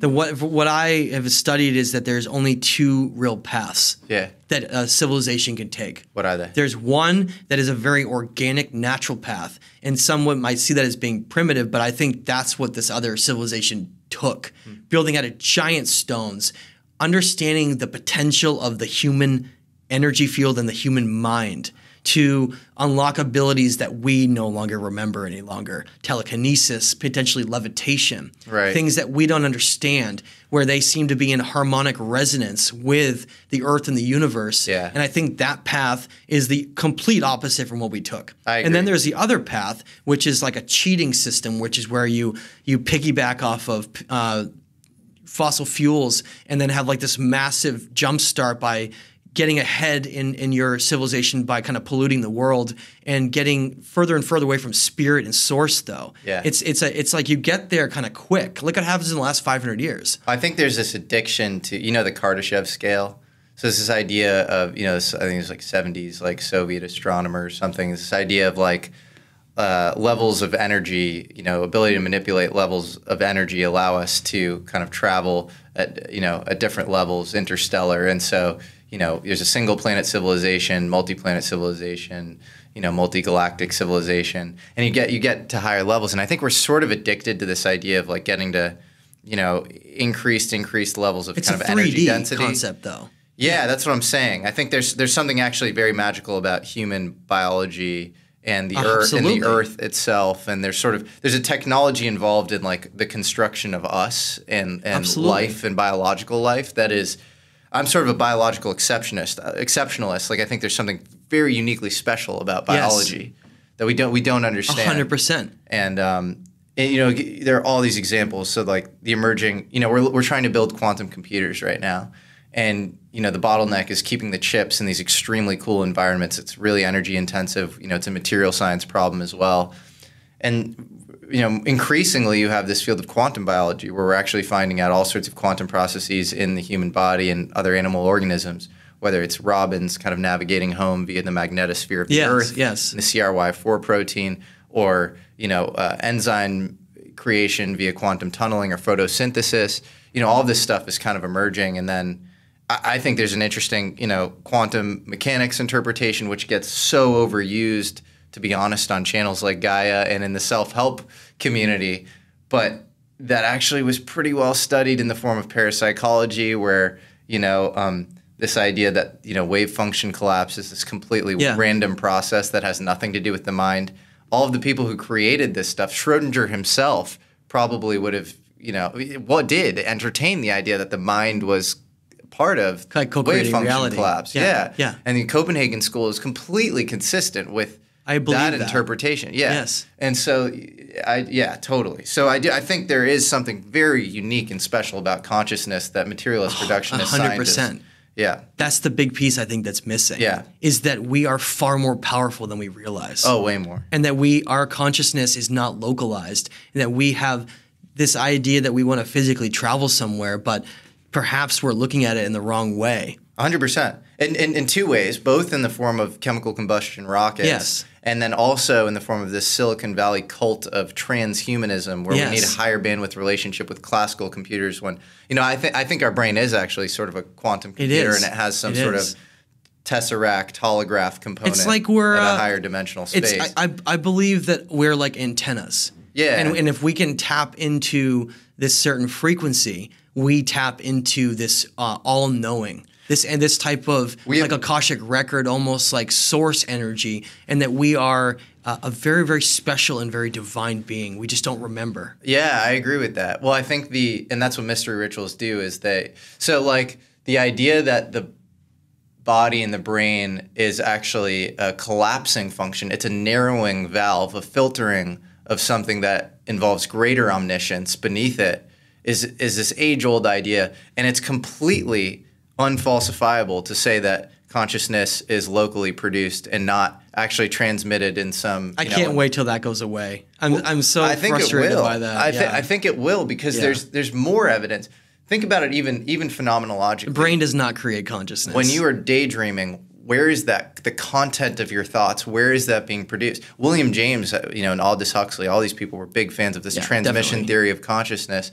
And you have this binding problem of consciousness where you have no idea how the disparate parts of our brain, it's very mysterious. Yeah, meld together. Yeah. You would have a binding problem of a radio. You need to know that it has an antenna that is transmitting a signal to know that why it's playing, Vivaldi's Four Seasons or Tupac or whatever. And so it's like this really important question. And yeah, I mean, I can get into even crazier theories around, an extended version of electrodynamics that might involve. We haven't figured it out scientifically, but the mystery rituals point to this because if you look at the Eleusinian mysteries or any of these other rituals, they involve the temporary killing of the physical body through a near-death experience, and then you remember it's called noesis, is the Greek. You remember your primordial soul self. Yeah. And then you come back with this knowledge of your own immortality and this sort of renewed confidence in your life. Yeah, because energy can't be destroyed. It can only change state. Yeah. Which means that if our spirit is connected to a reincarnation system of our soul, then it means that we never truly die. Right. And that the fear of death is actually just to keep us trapped here. Yeah. And what was that? There was that Greek cathedral that said if you die before you die, you won't die when you die or whatever. And that's it really is the kind of underlying principle behind all of these rituals. Yeah. And whether it's in the Amazon putting your hand in a glove full of 20,000 bullet ants, you're kind of switching the thing off, and that's an act of faith because you then realize that the world is much more expansive. Yes. And if you look at like the Neoplatonists, like Plotinus, for example, would say that simulation is used all the time in today's world, but it's used in this sort of nihilistic postmodern Baudrillard, simulacra, it's just a video game, right? But there's this Platonic sense that and Plotinus would say we are as a souls porting ourselves into a low-level reality. Yes. And that's probably, I don't know. Well, that's both these things the are journey unfalsifiable. That's the journey that I told you. It's that starting from a higher place and then ending up having to go through the wandering of the darkness of a lower state and then finding our way back. Yeah. I think that's the game. Yeah. And along the way, we learn incredible lessons about how to exist from, I think, what starts as a metaphysical existence into this physical reality, and then having to learn real consequences and lessons about growth, the growth of our soul, the growth of what kind of a being we want to be, and how our collective consciousness can rise up and be raised by that growth. So why do you feel like you're driven to uncover kind of the secrets of ancient civilization? I have believed, based on certain experiences I've had, that I probably had a life in one of these ancient civilizations with some of these things, because they feel a lot of it feels very driven and very important to me in this life to uncover these and connect them. And I feel like it's more of, sometimes it almost feels a little bit like remembering, but not in the sense where I'm trying to claim that I'm, tapping into something. For instance, I'm not trying to say I remember all this stuff and I haven't done the research. It's more like as I'm going along and connecting all these dots, you sort of have like a knowing. You're like, oh shoot, like of course, right? Yeah. And then also what happens is then you like go deeper and then you get to another layer. It's like an onion. And then it's like, oh, hey, by the way, you were right before, but that's not the same. There's like a more expansive way to look at it. Yeah. And you say, oh, I get it. Like I didn't see that before. Yeah. And then it keeps going. Yeah. And there's these like steps and levels to understanding this nature of reality. Well, I think, and there's a Plato dialogue, Meno, where he says all knowledge is recollection. Yeah. And I think the idea that we are just running some like local optimizer to like learn random things to just lead a good life or whatever, it's total BS. When you learn something that sticks with you, like how does memory work? It's the reinforcement or articulation of probably latent knowledge inside of you. And you see it and there's some resonance and you're like, this is really interesting.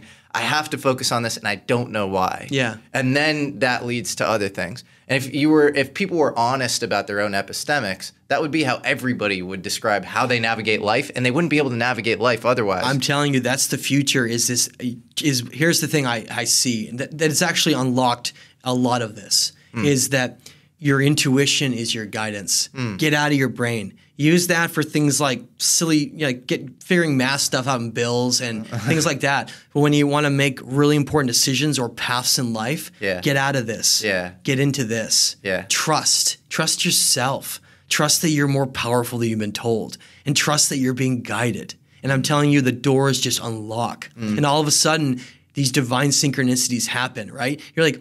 You trust, you give it a little bit of trust, and then something happens, and then you're like, whoa, and then it leads to something else. Yeah. And you're like, how did that even just happen? Yeah. And then it blows your mind, and then you start being like, well, this is like a trippy thing. And then the more you go down it, the more you realize that we're definitely part of this like guided divine story.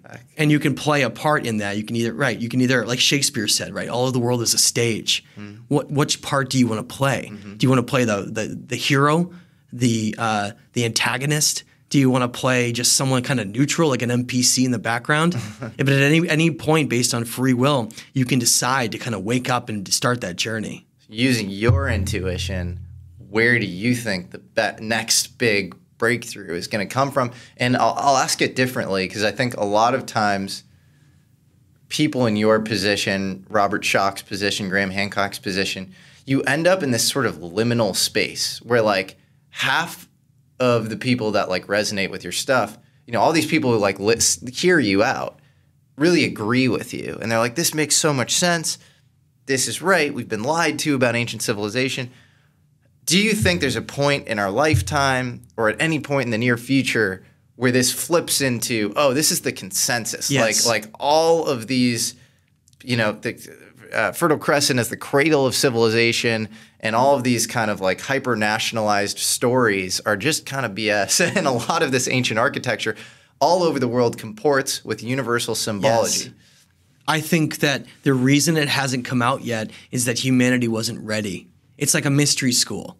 It's like the adepts are ready when they're ready. And we as a collective have not been ready yet. We've been governed by lower consciousness and different aspects of energy. And that's why these things have been able to be held back, because we allowed it.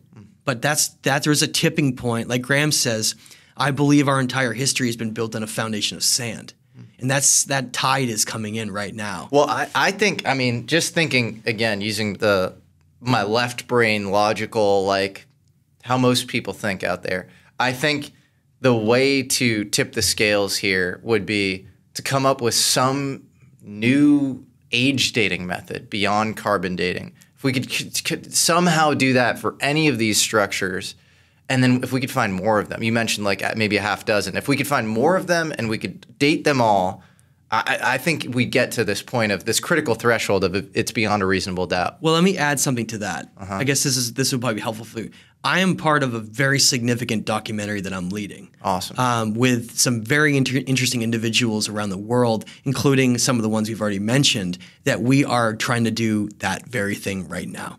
Epic. And we're right in the middle of that. Those trips I mentioned to you were scouting trips that are out in advance of something much greater that we are building for a documentary that we hope helps to shift that entire narrative.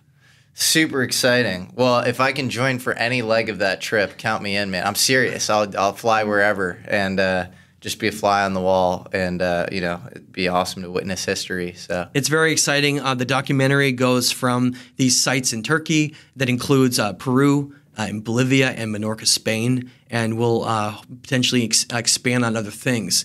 But let's just say that some of these secrets we have some very compelling data and some very interesting things that I can't share everything yet, but stay tuned because things are about to get exciting. Anything you can hint at and anything mind-blowing that we missed? There's some very interesting – there is some potential dating stuff that I can't talk about yet. Really? Yes. That's going to – smoking gun that things are older than we think. Yeah. So stay tuned. I've had to have a vow of secrecy on that one. That's really exciting. Yeah. Wow. Well, if we could get that, man – help me break. I mean, let me help you break it. Come back and we'll talk about it. I will. It's an ongoing project. We are we want to make sure we do our due diligence to explore all these places before actually filming, so we can make sure that we tell the story and present the evidence in the best way possible. Very cool. And it's you, Robert Schock, anybody else? We have a whole team. And again, I don't want to say that just because everyone's involved in it that they have to have a certain perspective. Sure. I want to just throw that out there that all the people involved in this are experts in their field, and they are just bringing their expertise, and we are investigating these mysteries. But it doesn't mean anyone has to necessarily be on board to anything. But yes, we have experts like Robert Schock. We have Robert Edward Grant. We have archaeologist He's a symbologist or polymath. Yeah. We have archaeologist Hans Orheim. We have sacred geometry expert Arturo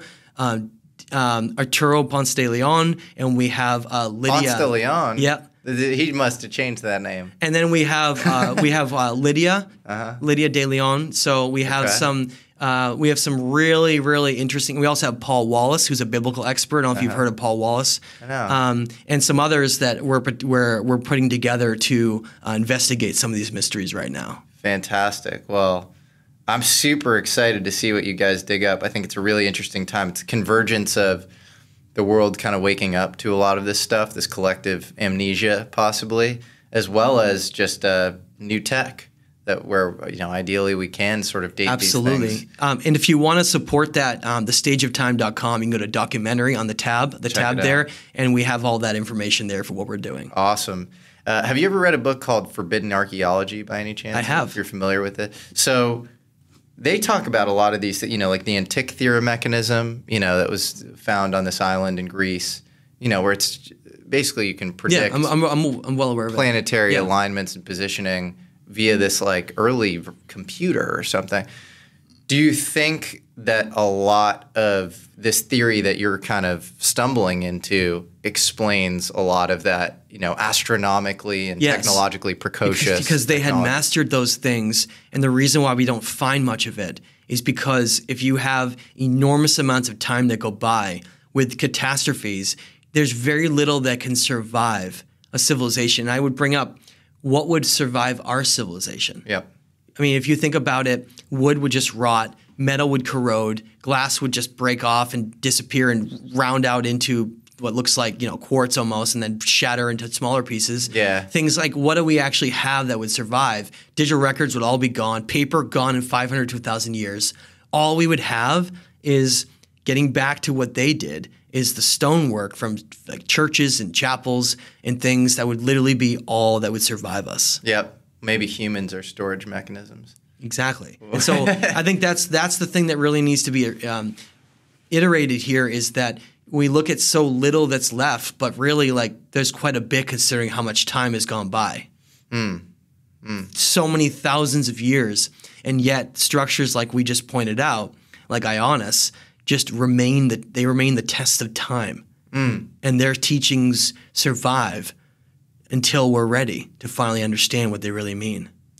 Fascinating, man. Well, Matt, I really appreciate your time. This was awesome. And you too, Jesse. I enjoyed that conversation. It was great. Yeah, well, I feel like we're just on the precipice of I'd love to help in any way push this forward, because I think it's really important stuff. And I want to get to the bottom of it. If we could somehow figure out that all of this was older, there were more than what we have now, and that you have consistent symbology across all these sites, that's just this massive, exciting. That's what we're working to do right now. And I feel like we're at that precipice right now where that old foundation is collapsing, the sand foundation. And we're at the edge where it's going to be a tipping point where all of a sudden, once we bring out some of this good evidence and some of these new things emerging, that it's going to just shift like dominoes. Yeah. Well, look, I think instrumentation is really crucial for ontological understanding of truth. So it's like Galileo needed a telescope to tell us that we didn't live in a heliocentric universe. And there's so many examples, the discovery of bacteria in the late 19th century, whatever, electrons, via, microscopy or whatever. That perceptual hacking or whatever is how we understand the true world that we're probably swimming in and living in outside of It's called awareness. Yeah, it's awareness. You increase your awareness of everything. So the idea that we won't have a profoundly different understanding of the origins of humanity near term, even given that archaeology is in its modern form only sub 200 years old, is actually, I think, it involves a lot of hubris and is probably just completely wrong. There's a great book called The Half-Life of Facts by a guy named Samuel Arbesman, and he talks about facts and consensus being almost acting like radioactive isotope decay, where half of the facts slough off and we overturn them constantly. I see this as having I just want to say this, and we can end out, is that I see it as being this enormous shift that all of a sudden just pivots. Yeah. I have archaeologists that email me all the time, young guys in school, young girls in school, wanting to learning about archaeology, or they're new to archaeology, they're just starting out, and they're like, I want to make a difference, but I don't want to follow the old narrative. So once cool. it shifts, once we see that shift, and all of those listening to this, imagine what we can accomplish if we're all on the same team. Totally. Open-minded, objective science like it was supposed to be all along, just the facts, look into what's there, have no bias. That's a broad spectrum across everything. What could humanity do if we were under the lens of trying to better ourselves and understand who we really are? What could we unlock and achieve together? I think it's a Scylla and Charybdis. And on the one hand, you have new agey magical thinking, but on the other hand, you have equally dogmatic skepticism. And if right now we have too much skepticism, and it's this citadel, this priestly citadel of expert, class or whatever that's trying to keep everybody else out. And I think it's the beauty of the internet, because the internet is more of a true marketplace of ideas than sort of legacy media. And you can see Graham Hancock debate Flint Dibble, and then you can fact check Flint Dibble and realize that he got all his shipwreck data completely wrong and he lied about it. And it's this beautiful collective kind of Socratic process of accessing truth that's kind of, despite backdoors into social media platforms, a la Twitter files or whatever, it's kind of hard to shut down. It's growing and it can't be stopped. This octopus that's just growing. Yeah, you can't take it back out of the. Once the box is open, right? It's this is all opening up right now. You can't put it back. You can't put it back. It's only going to grow to a greater understanding, and eventually it's just going to tip the scales. And I encourage all archaeologists and scientists, whoever you are, free thinkers of the world, to understand that this is about to shift, and just imagine what we can all accomplish together on that kind of mindset. I would love that, man. Well, let's do it. And okay, final question.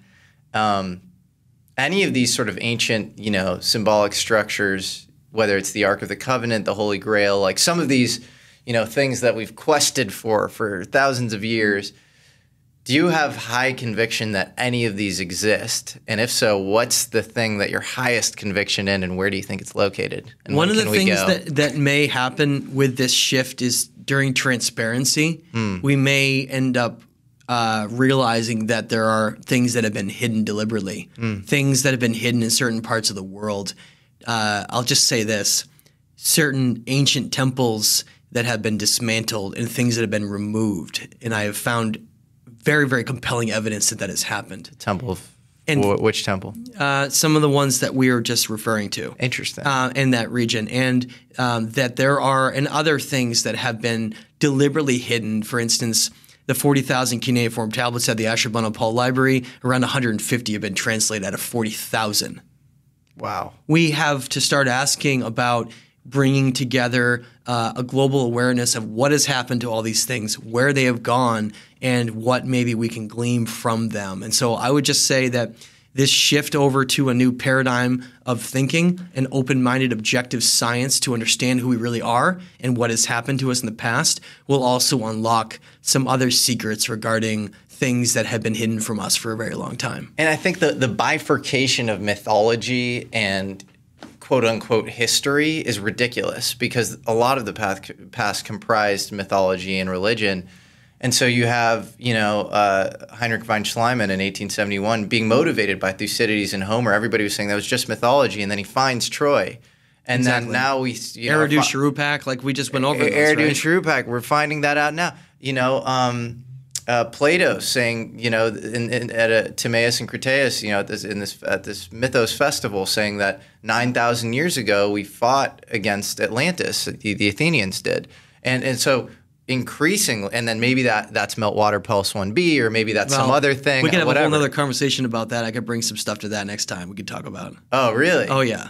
Oh, interesting. The Plato? Yeah. I think Plato has been overly, and I believe what he's saying, but I mean, I think there's even better evidence for Atlantis besides that. Well, tell me. No, you got it. This is totally relevant to our conversation today. You got to tell. Okay, I'll say this and then we can end out. Yeah, cool. But for instance, Plato, of course, is Socrates, his mentor, was murdered and poisoned during that time period because he spoke out. Yes. Not necessarily about lost civilizations, but he just spoke out. He drank a poison. He killed. He was forced to drink hemlock. It was his choice to die. His choice of death because he had to. Yeah. It was like, you can do this, this, or this. Right. The problem was Plato was very concerned about speaking openly about things because of, again, his mentor was killed. He was devastated. Others couldn't speak out. So I think that's why he took all those things and put them into allegory. Okay. However, the thing that I think people miss is that there's another poet and philosopher called Plutarch. There's also Diodorus, but Plutarch never gets talked about. Plutarch. I have his book, Plutarch's Lives. Well, in Plutarch, he describes how there was a very specific elder priest at the Temple of Sais in Egypt named Sancius, and he describes him in great detail. And I realize that if we look at that on paper, having an individual called out that has a name that has a standing as a certain elder priest of an actual temple that they found, and there's pictures of, brings the whole thing out of allegory into a realism sense. Plutarch describes Sancius in great detail as being the elder priest of the Temple of Sais, and therefore I think justifying that the story was not allegorical and was actually real. Interesting. So he talks about him as like a historical figure. Yeah, exactly. And was he the one that relayed that? He was the one that Solon learned the entire story from Atlantis from. Whoa. Is a very specific. So what I mean is, you think about something like, oh, that sounds fun, like meeting up with hypothetical priests down in Egypt, okay? But how about Plutarch's version, where he actually describes a specific individual in history that is the elder priest of the Temple of Sais, named Sancius, who is the one who had all the knowledge because he was the elder priest, and all the other ones were supporting of him. Oh, why does nobody bring that up? That's wild. That's what I think too. And we know that Sancius went to Egypt? No, Sancius was the elder priest of the Temple of Sais that Solon went down to meet, and that's who told him the entire story of Atlantis and Greek and ancient Athenians. Okay, so Solon never went directly to Egypt. Sancius. No. Solon learned the story from Sancius. He was the elder priest of the Temple of Sais of these other priests. So when Plato talks about it. And did Sancius go to Egypt though, or was this? Sancius is the elder priest of the Temple of Sais. The Temple of Sais is Egypt. Oh, that's in Egypt. Okay, got it. You see what I'm saying? Got it. So it's no longer a hypothetical place that Solon goes to find out a story. Wild. It's a very specific place that was, number one, verified, and number two, now we have an historical figure who was the elder priest that knew all the knowledge and talked about how that literally was the purpose of the Temple of Sais, was to be a record-keeping location for ancient history. Yeah. We know that. And it was destroyed at some point within the next 500 years to 1,000 years. It didn't exist, and we never saw it again. Have we dug it up at all? Or No, it was wiped out and just disappeared in history. The Temple of Sais. We have paintings made from it, from descriptions of those who saw it. How do we know that it was this historical record-keeping Because Plutarch goes into details of talking about Sanchez as being the elder priest of that entire temple, who was basically giving descriptions of it in a way that Plato doesn't even do. That's wild. Yeah, it's another layer to it if people want to go down as Plutarch. Fascinating. Well, there you go. Kind of hidden between the lines a little bit if you're paying attention. I love it. Mystery continues. Well, Right? Matt, really appreciate it, man. This is a You blast. too, Jesse. That was a great conversation. Yeah, I learned so much. Yeah. To be continued. To be continued, my friend. Awesome, man. Cool. Well, thanks so much. And if you want to see my work, my YouTube channel is Matthew LaCroix. My Instagram is The Stage of Time, and my website is thestageoftime.com. Go check it out. Subscribe, like, and watch all your awesome videos. And I hope a lot of people come out and support you, because I think you're doing really important work. And sometimes work like this, is not. Lies external to our capitalist system or whatever, Right. but it's like extremely important. Yeah, I agree. And Carnegie Gospel of Wealth sense, it should be like where the excess proceeds flow directly to immediately. Like it should be the first place we fund is these our understanding of ourselves, and that should inform our culture and everything. So, We'll get there, Jesse. I appreciate it. It was a great conversation. Thanks, my friend. awesome, man.